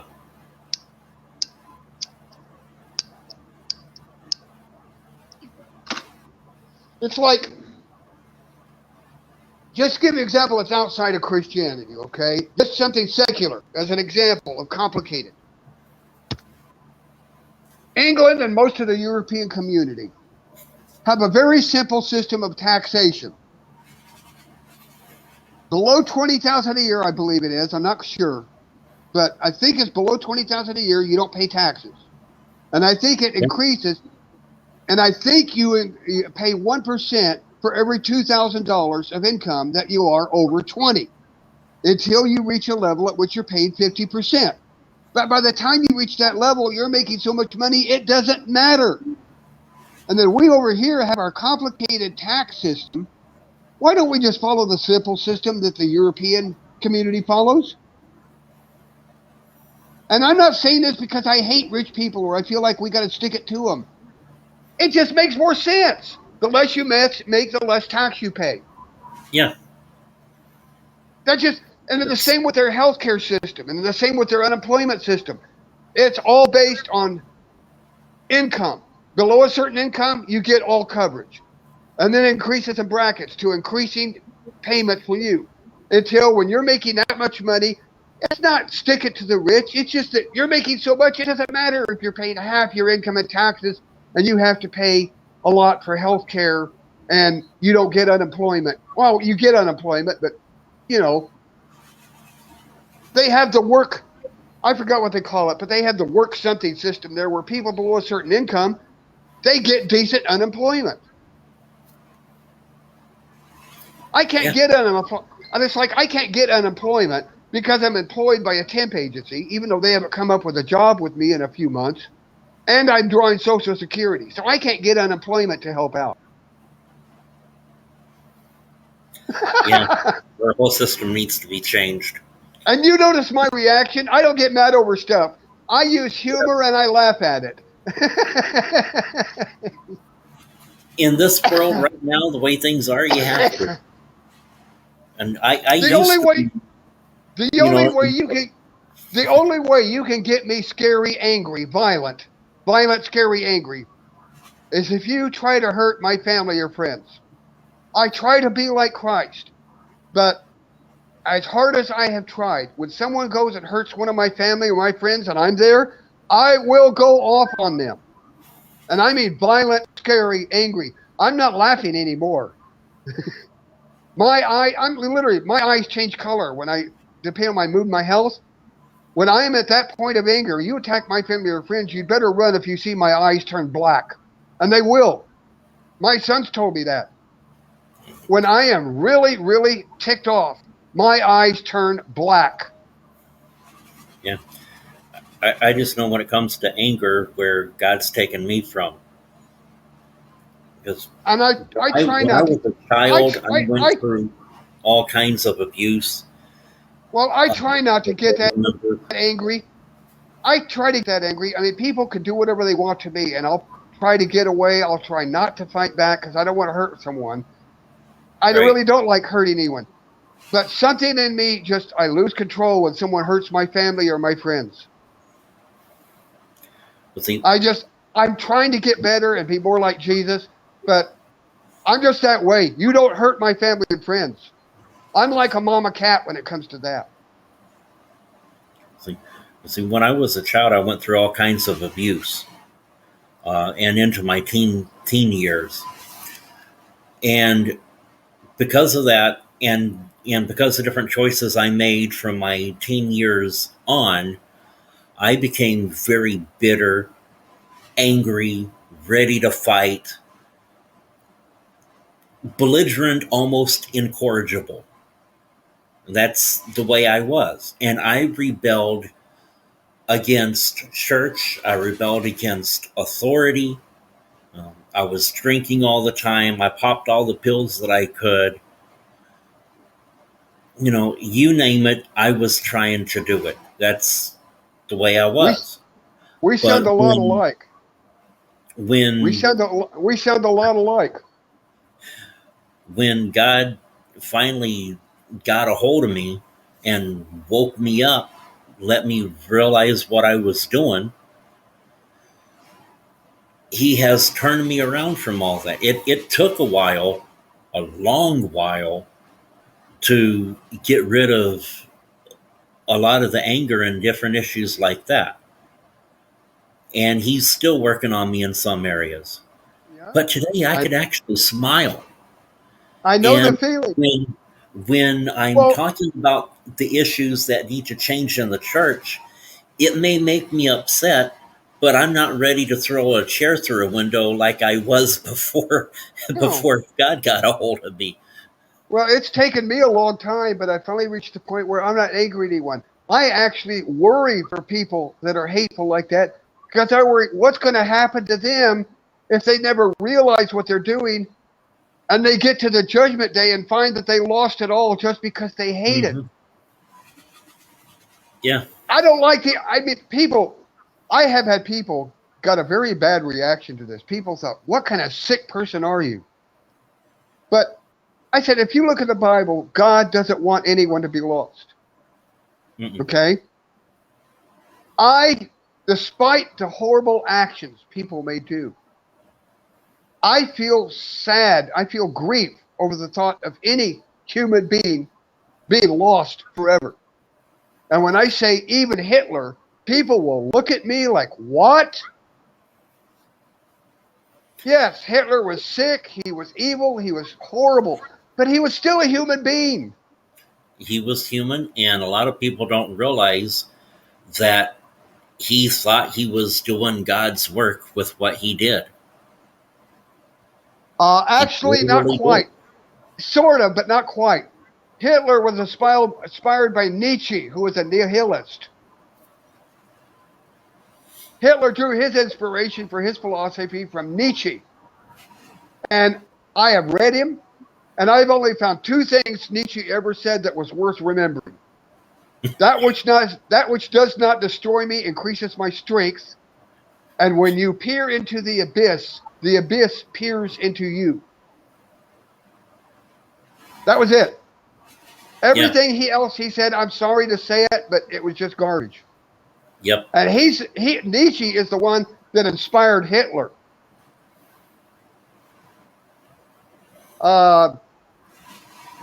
Maybe he had some distorted belief that he was serving God, but his main purpose was in serving nihilism.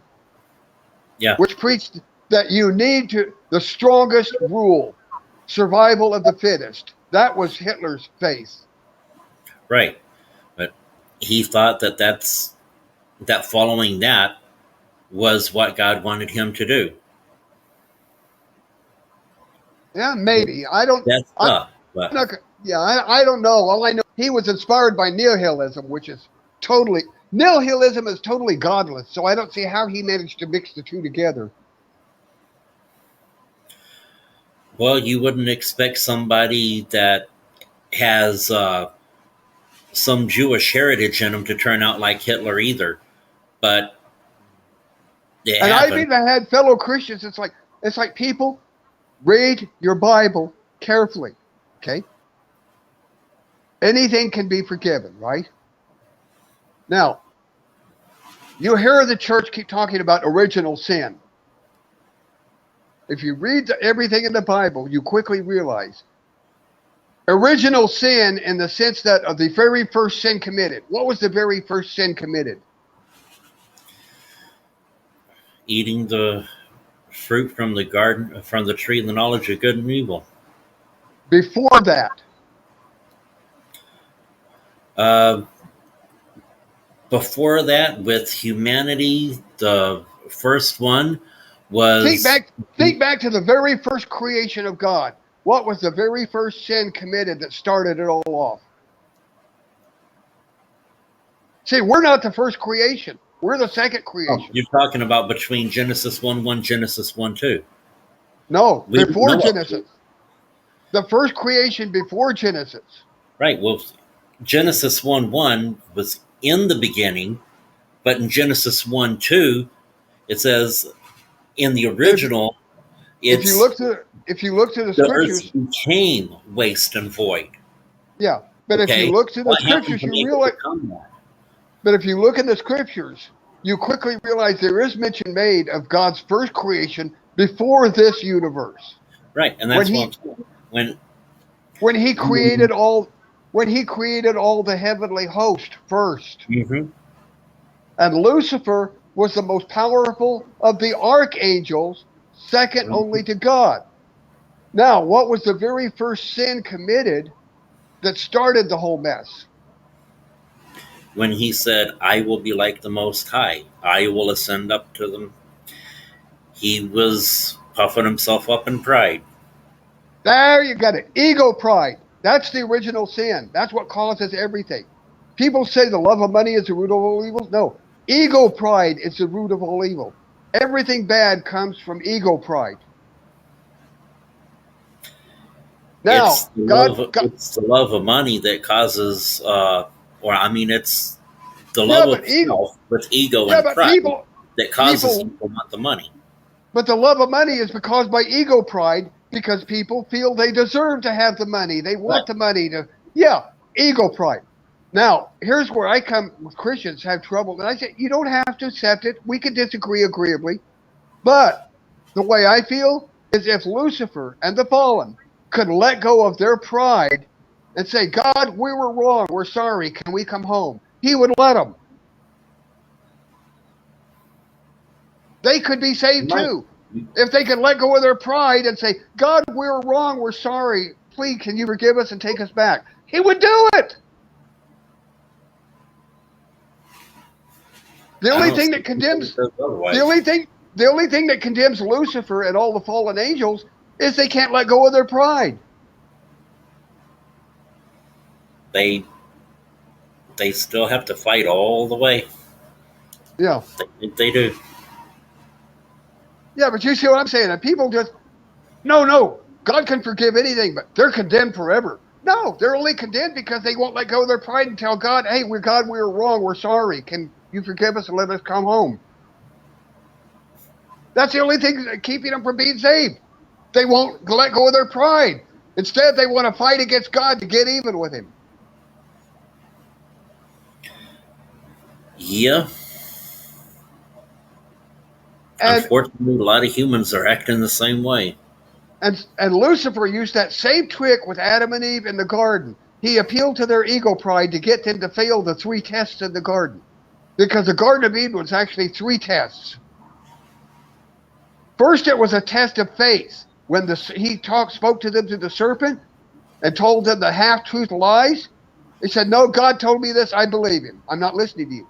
They failed the test of faith. Second came the test of obedience. Okay, they doubted God, but God said not to, so we're going to go ahead and obey him anyway. Well, they failed the test of obedience. Then came the final test, the test of accountability. Instead of, what did they do? When God came to talk to them, they hid, and they tried to not tell him what had happened. And when he did finally get them to tell what had happened, they didn't take accountability. Adam tried to blame Eve, then Eve blamed the serpent. Nobody took responsibility. So it was actually 3 tests that they failed. And I want to, just one point. Being a woman, I'm sorry, but I have to bring this up. When the round of blame came to that final test, I have to point out that after Adam blamed his wife Eve, she did not turn around and blame him back because she's saying that, well, Adam, God told you this, so you should have known better. No. She didn't blame him. She still loved him and respected him enough that she put the blame on the serpent. Mm-hmm. The first thing Adam did, he blamed the woman. She didn't blame him back, though. Right. Yeah. So I just had to point that out. He was told to fill the garden and keep it, and I just felt that as a woman, I have to point that out as being the difference between men and women. Yeah, I remember one time I heard a preacher that was talking about some of these different things, and he said, well, when Eve took the fruit and ate it, she gave to her husband that was with her. The Bible says he was right there. But he went along with it. But he said, I tell you, if I would have been there, I would have walked away and refused that fruit. And while he was saying that, the wife turns around with a spoon of something from the stove that she was cooking, and she just did like this, and he popped his mouth open for her to put it in. Yeah. And she goes, now tell me how much you would have refused. Well, I tell you what, if they had both been able to at least pass the test of responsibility or obedience, I tell you, I'm totally woman, so I can't. I'm just saying, if I had been the man, and she turned to me with this fruit that God had already told me directly we're not supposed to eat it, I would have slapped that thing in her hand and told you, woman, are you crazy? He told us not to. I wouldn't have walked away. I would have told her, as the one that's supposed to be in charge, no, don't do it. But he went ahead and accepted it. He accepted it. Yeah. And remember, God told Adam, and then Adam told Eve. Okay? So Adam got the word straight from God. Yeah. And yet he accepted the fruit from Eve and ate it with her. And then he turns around and blames her. The woman tempted me. Excuse me? You're supposed to be the man in charge. She tempted you. It was her fault. I'm sorry. I mean, I'm not getting mad over it. It's just, that's the way men and women are. But she didn't blame him back. No. She blamed the serpent.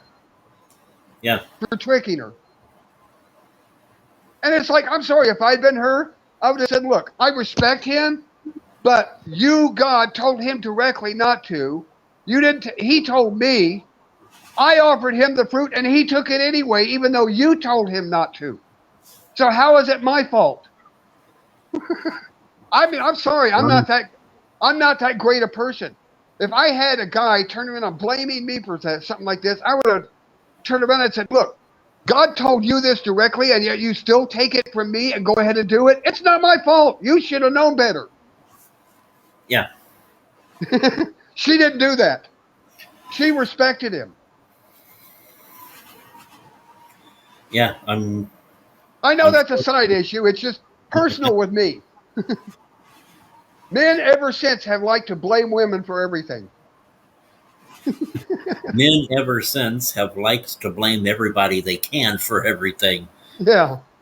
I'm one of the few. Well, nowadays, thanks to the last few decades of women's liberation, now women are as bad as the men at blaming them back.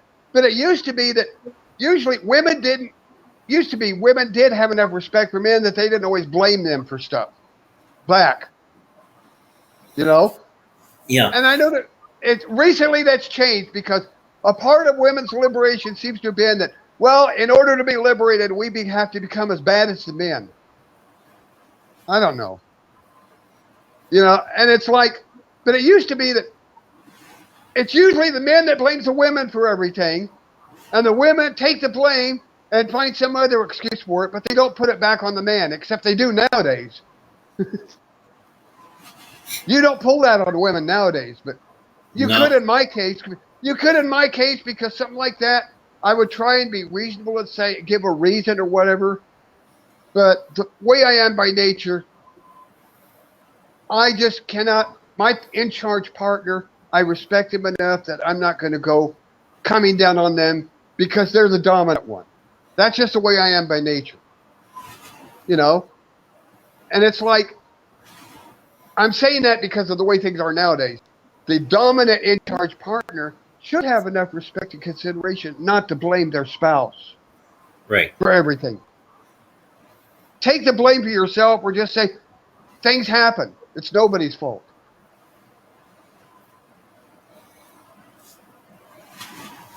And that's one of the things that's going on also in the church, because everything going on in the church, it starts at a basic level in the family with relationships. And it gets upward and goes on and on. People blaming each other or blaming people they shouldn't blame, when people they should respect and can have consideration for. And it's gotten to the point now where it's spread through the church. And, well, of course it's going to spread for the whole world, because the world outside of the church doesn't have God as a foundation to operate out of. So they're going to operate out of sin nature rather than true human nature. That's the other thing I always stress. Human nature is not a bad thing. Human nature is what we had in the beginning when we were perfect. What people are calling bad when they say human nature is actually the sin nature.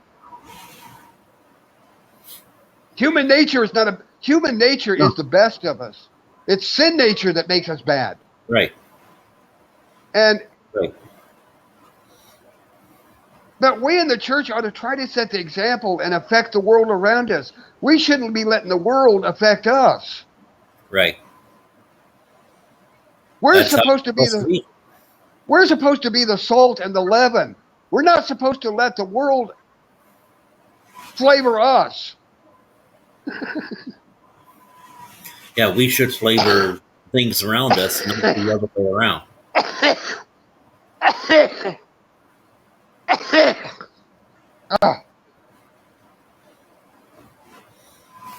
And You the okay? worst thing I see going, just emphysema. The worst thing I see going on in the world, in the church, we need to stop all the nitpicking, niggling, piffling stuff. Go back to what Jesus taught by word and example. What the Mm-hmm. scriptures actually said.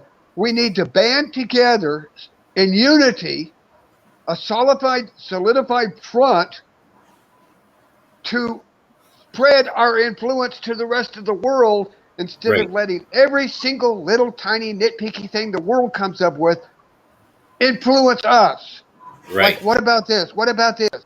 Like I said earlier, people worry now about the secular civil laws that make polygamy illegal, allowing that to influence us here in the church. No, forget that. That's civil law. Okay? Yes, we're to obey all authority over us, so we obey them. But that has nothing to do with the church. That's just our government deciding. It's our government deciding what items of morality they can legislate. Mm-hmm. You know, don't worry about it. And me being ornery as I am, I have always been very good at playing devil's advocate. The law against polygamy or bigamy says you cannot have more than one wife or one husband, right? Right. So someone like me, for instance, I could marry a guy and I could marry a girl, and that wouldn't be bigamy. Because I would only have one wife and one husband.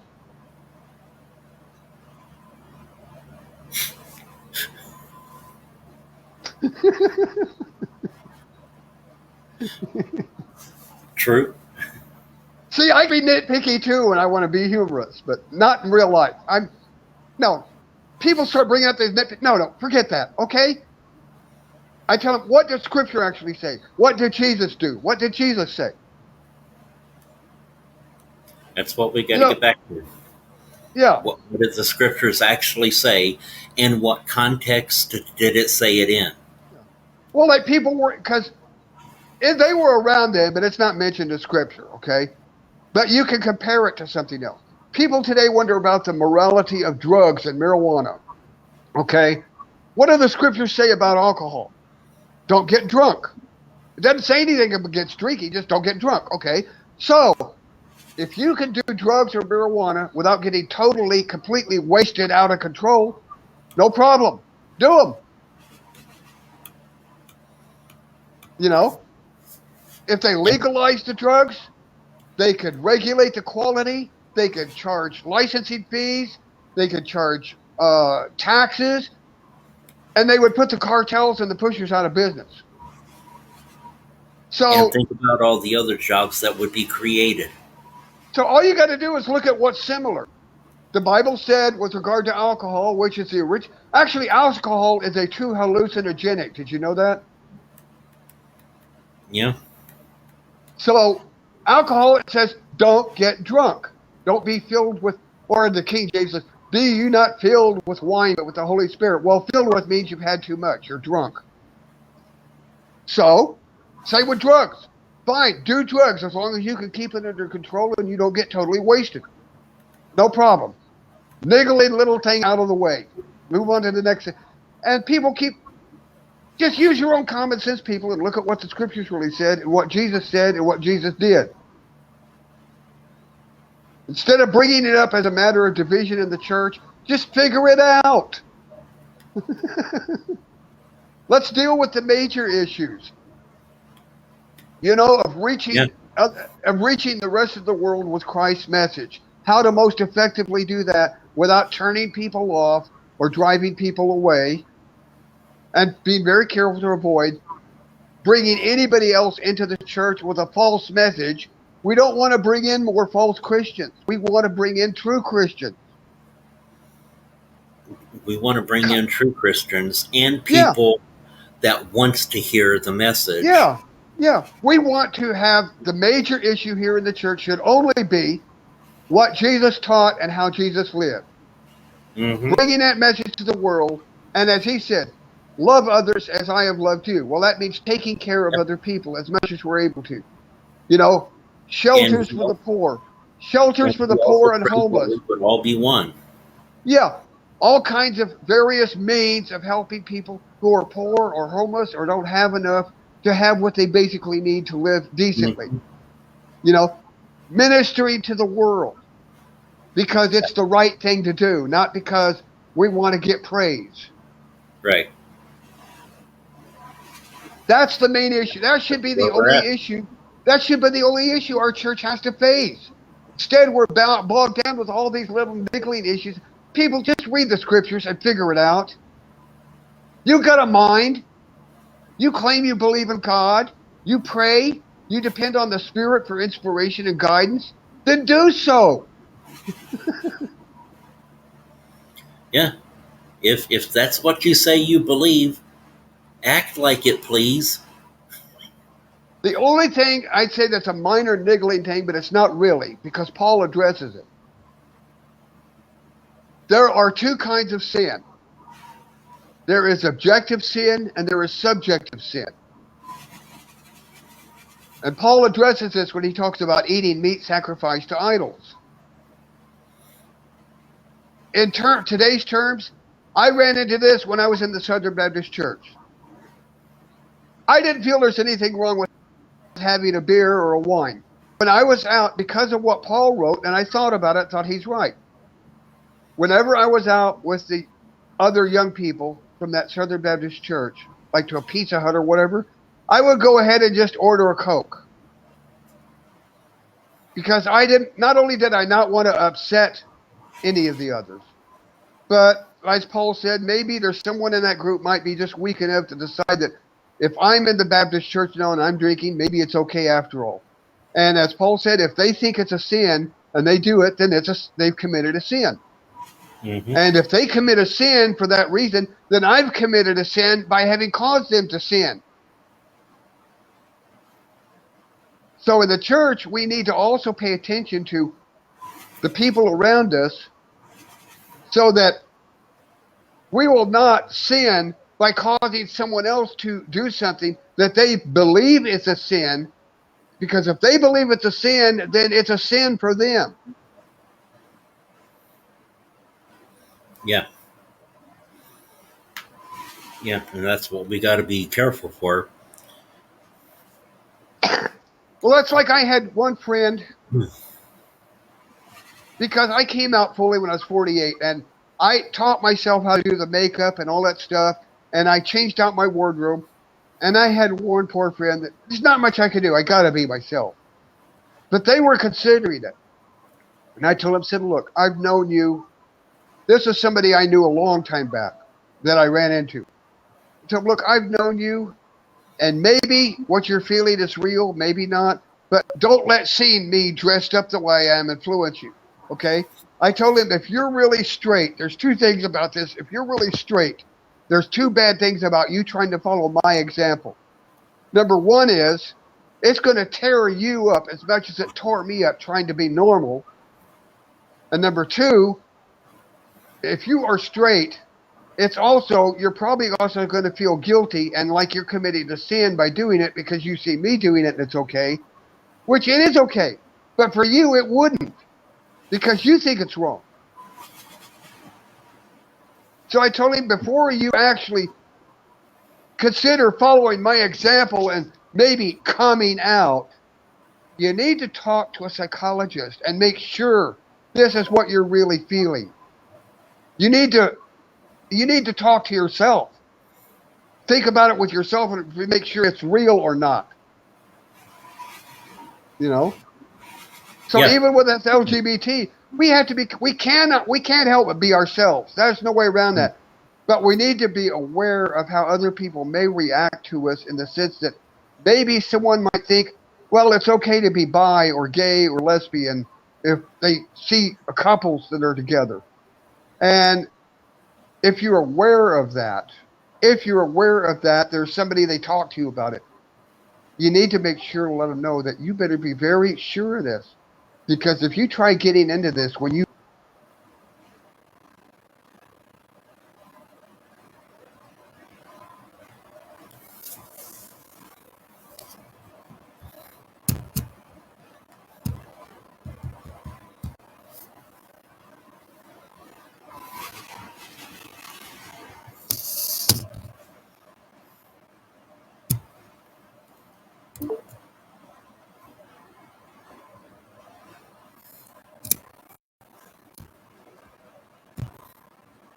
that just keeps dropping.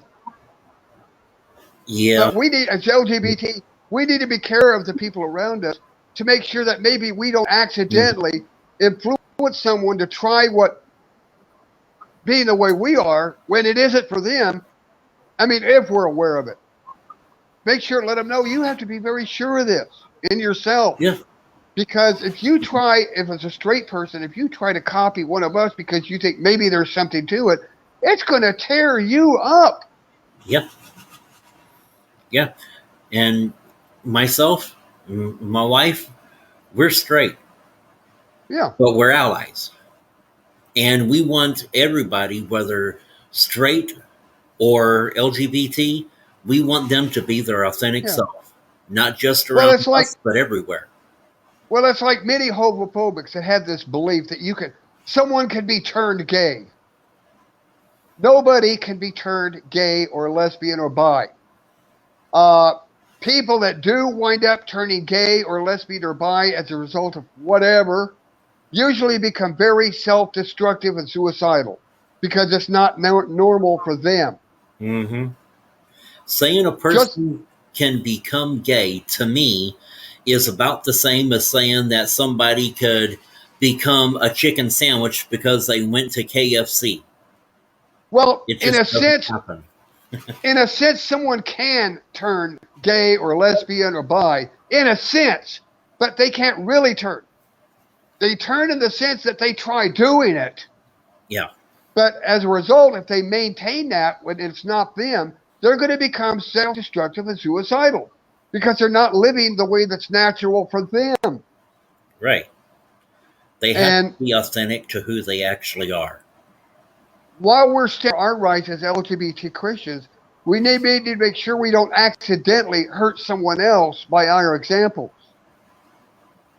Right. We need to also make sure that the information gets out there that you cannot just turn overnight. You have to think carefully and know yourself to know who and what you are and what's best for Hmm. you. Right. And also that if you're LGBT and fully living that way, it's not a sin. The No, it sin, isn't. the sin for the LGBT person, the sin is refusing to acknowledge who you are, Yeah. refusing to live the way God made you, and being miserable over it. Well, I don't think that's a sin either. That's a choice.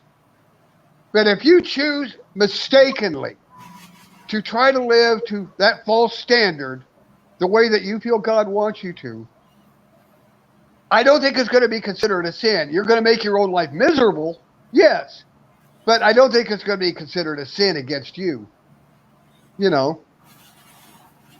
But Well, sin in the sense that it'll lead you through so much misery that you end up yeah, rebelling against God and turning away from Him. if it reaches that, yeah, in that case. But it's like with me. I was not able to fully come out till I was 48, thanks to a Bible study my church had, homosexuality in the church. Up until that point, while I was still being myself, okay, I was still dressing. I mean, yeah, I found masculine looking clothes that fit me better in the women's section.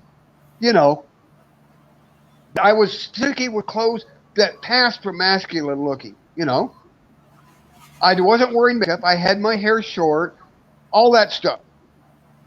And I wasn't completely happy, but I wasn't miserable as I was before. I finally admitted who I was and started just being myself. Okay, put it that way. Now, I was prepared before that Bible study. I was prepared to go on doing the best I can to live as well as I could with this dichotomy for God's sake, for the sake of my faith, because God has always, ever since I came back to God at 17, God has always been first in my life above everything else. So I was willing to, for that sake. Fortunately, He led me. Here's the part where God's leading as a parent. The place where I worked had just gone out of business. I was unemployed. Since I was no longer having to work Sundays, every job I went to apply, I made sure they know I was not available Sundays. So while I was out looking for employment during that 3 weeks, I thought, dummy, there's a church right here just a few blocks from me, because I saw the little sign. So I decided to check it out. Went there, wonderful church. At that time, I still had a mustache. So I applied for membership. I put in for membership with the church and joined. A week later, 1 week later after I joined, they started the homosexuality and the church Bible study. By the time that Bible study was finished, I had finally realized I could fully come out and be myself. I shaved the mustache, let my hair grow out, changed out my wardrobe, found some nice makeup items to start experimenting with to try and look the way I wanted to. I went for it totally. But the point I'm making is that up until that point, I had let go enough, being myself, my personality enough, to where I wasn't miserable. I just wasn't completely happy insofar as I couldn't dress and make up the way I wanted to. I was still limiting myself to, if I marry somebody else, it'll be another woman. Hopefully a woman who could accept knowing the way I am between us, but nobody else. See what I'm saying? I was still keeping it private for the sake of my faith. I could handle that. Thankfully, I don't have to because of that Bible study that showed me the truth. You know? Yeah. It's all a matter of how extreme you go to fit in. I've always believed in balance. And in this case, the balance between my faith and the faith and my identity the conflict I perceived, okay, allowed me, I could let go and be myself and my personality, okay? I can find clothes in the women's area that fit me, but I'll just look for stuff that looks masculine, okay? I can limit myself to marrying a woman as long as she knows how I am and it's okay with her, like I did with Vera. But I'm not going to go all out dressed up and being open to marry guys, even though I prefer guys. Well, I found a balance that allowed me to be able to survive without getting to the point where I'd become suicidal. Right. So, thankfully, nobody has to do that now. You know? But if somebody does mistakenly feel they have to live that way, as long as they can achieve balance, they'll be fine. Yeah. The problem I see everywhere in the world, including the church, I mean, the church is just as bad as the rest of the world. People seem to want to go to either or extremes, black, white, positive, negative, pro, con. Most of the issues in the church and the world today are a matter of balance. There isn't a yes or no, a black or white, a pro or a con. There is a balance between where you have what's needed. I don't know. The only way I know to explain it is to explain it in terms of civil issues, okay? With the issue of abortion. That's not a yes or no issue. That's a balance issue. And I have drawn fire from both sides for this. And I'm not trying to be a fence sitter, but I've drawn fire from both sides. Abortion should be legal in cases where the pregnancy is a result of rape, incest, or they know the baby's going to be born hopelessly deformed, or where the pregnancy threatens the mother's life. Mm-hmm. But no, abortion should be legal just for someone who was careless and says, oh, I don't want the kid. They didn't take precautions. They were careless. They were irresponsible.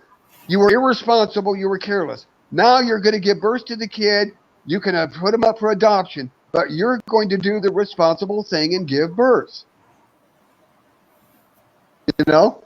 But everybody wants to say, no, abortion should be legal for any reason. Or no, they shouldn't be legal for any reason. It's not any yes or no issue. It's a balance issue. And it's the same with the church.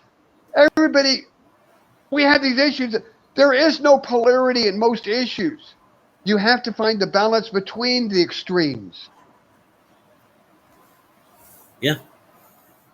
Yeah. I'm taking a look here. Would you believe that we've been over 2 hours? Oh, God. And it's just us. I wish everybody else had made it. I know. I would love to hear everybody. I would love to hear everybody else talking. Hear all the different opinions and get from so many different angles. I know I invite a dozen people. Well, maybe another time. Yeah, what we're just saying in closing, the elder church, we need to unify church by concentrating on the issue of what Jesus said and taught and lived. And stop, and on all the other issues, either look at what the Bible says or use our own reason with God's guidance to find the balance between the extremes that works, the compromise. Exactly. You can't have That's nothing. What my ministry is about. The only thing in life that is no compromise, it's an either or. The only thing is that either believe in Jesus and you're saved or you're not. That's the only issue. Either you believe in Jesus or you don't believe in Jesus. That's it. That's the only issue that is a solid black and white. Like Christ said, either you're with me or you're against me. Yep. There is no other issue in the church that is a polarized issue. That's it. Well, even though it's just the two of us, I hope this does somebody some good somewhere. I believe it will. And okay, you kept saying that you were going to be unremarkable, but I've enjoyed the conversation. Yeah, and, but when I say unremarkable, I mean, I don't know any special skills. I am not a gorgeous bombshell. I am not a dynamite comedian. I am none of those big things. I'm just who I am. You know? Yeah. If somebody out there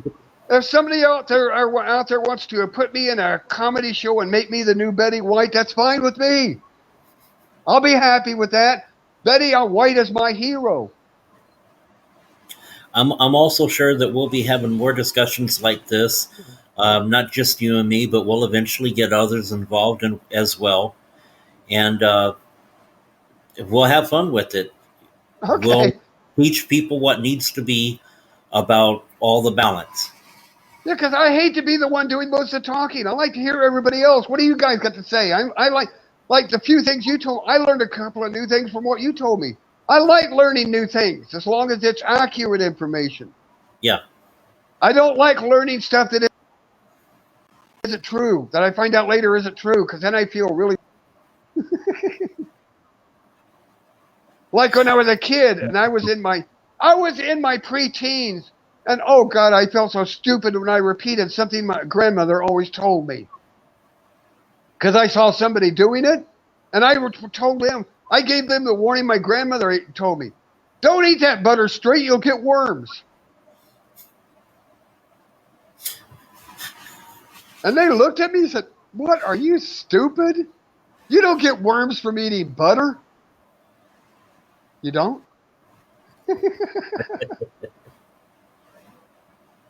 Okay.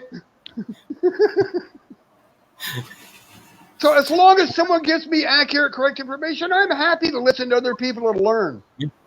That's how I know most of the stuff I do now, because I listen to other people. Or I read it somewhere or saw it somewhere.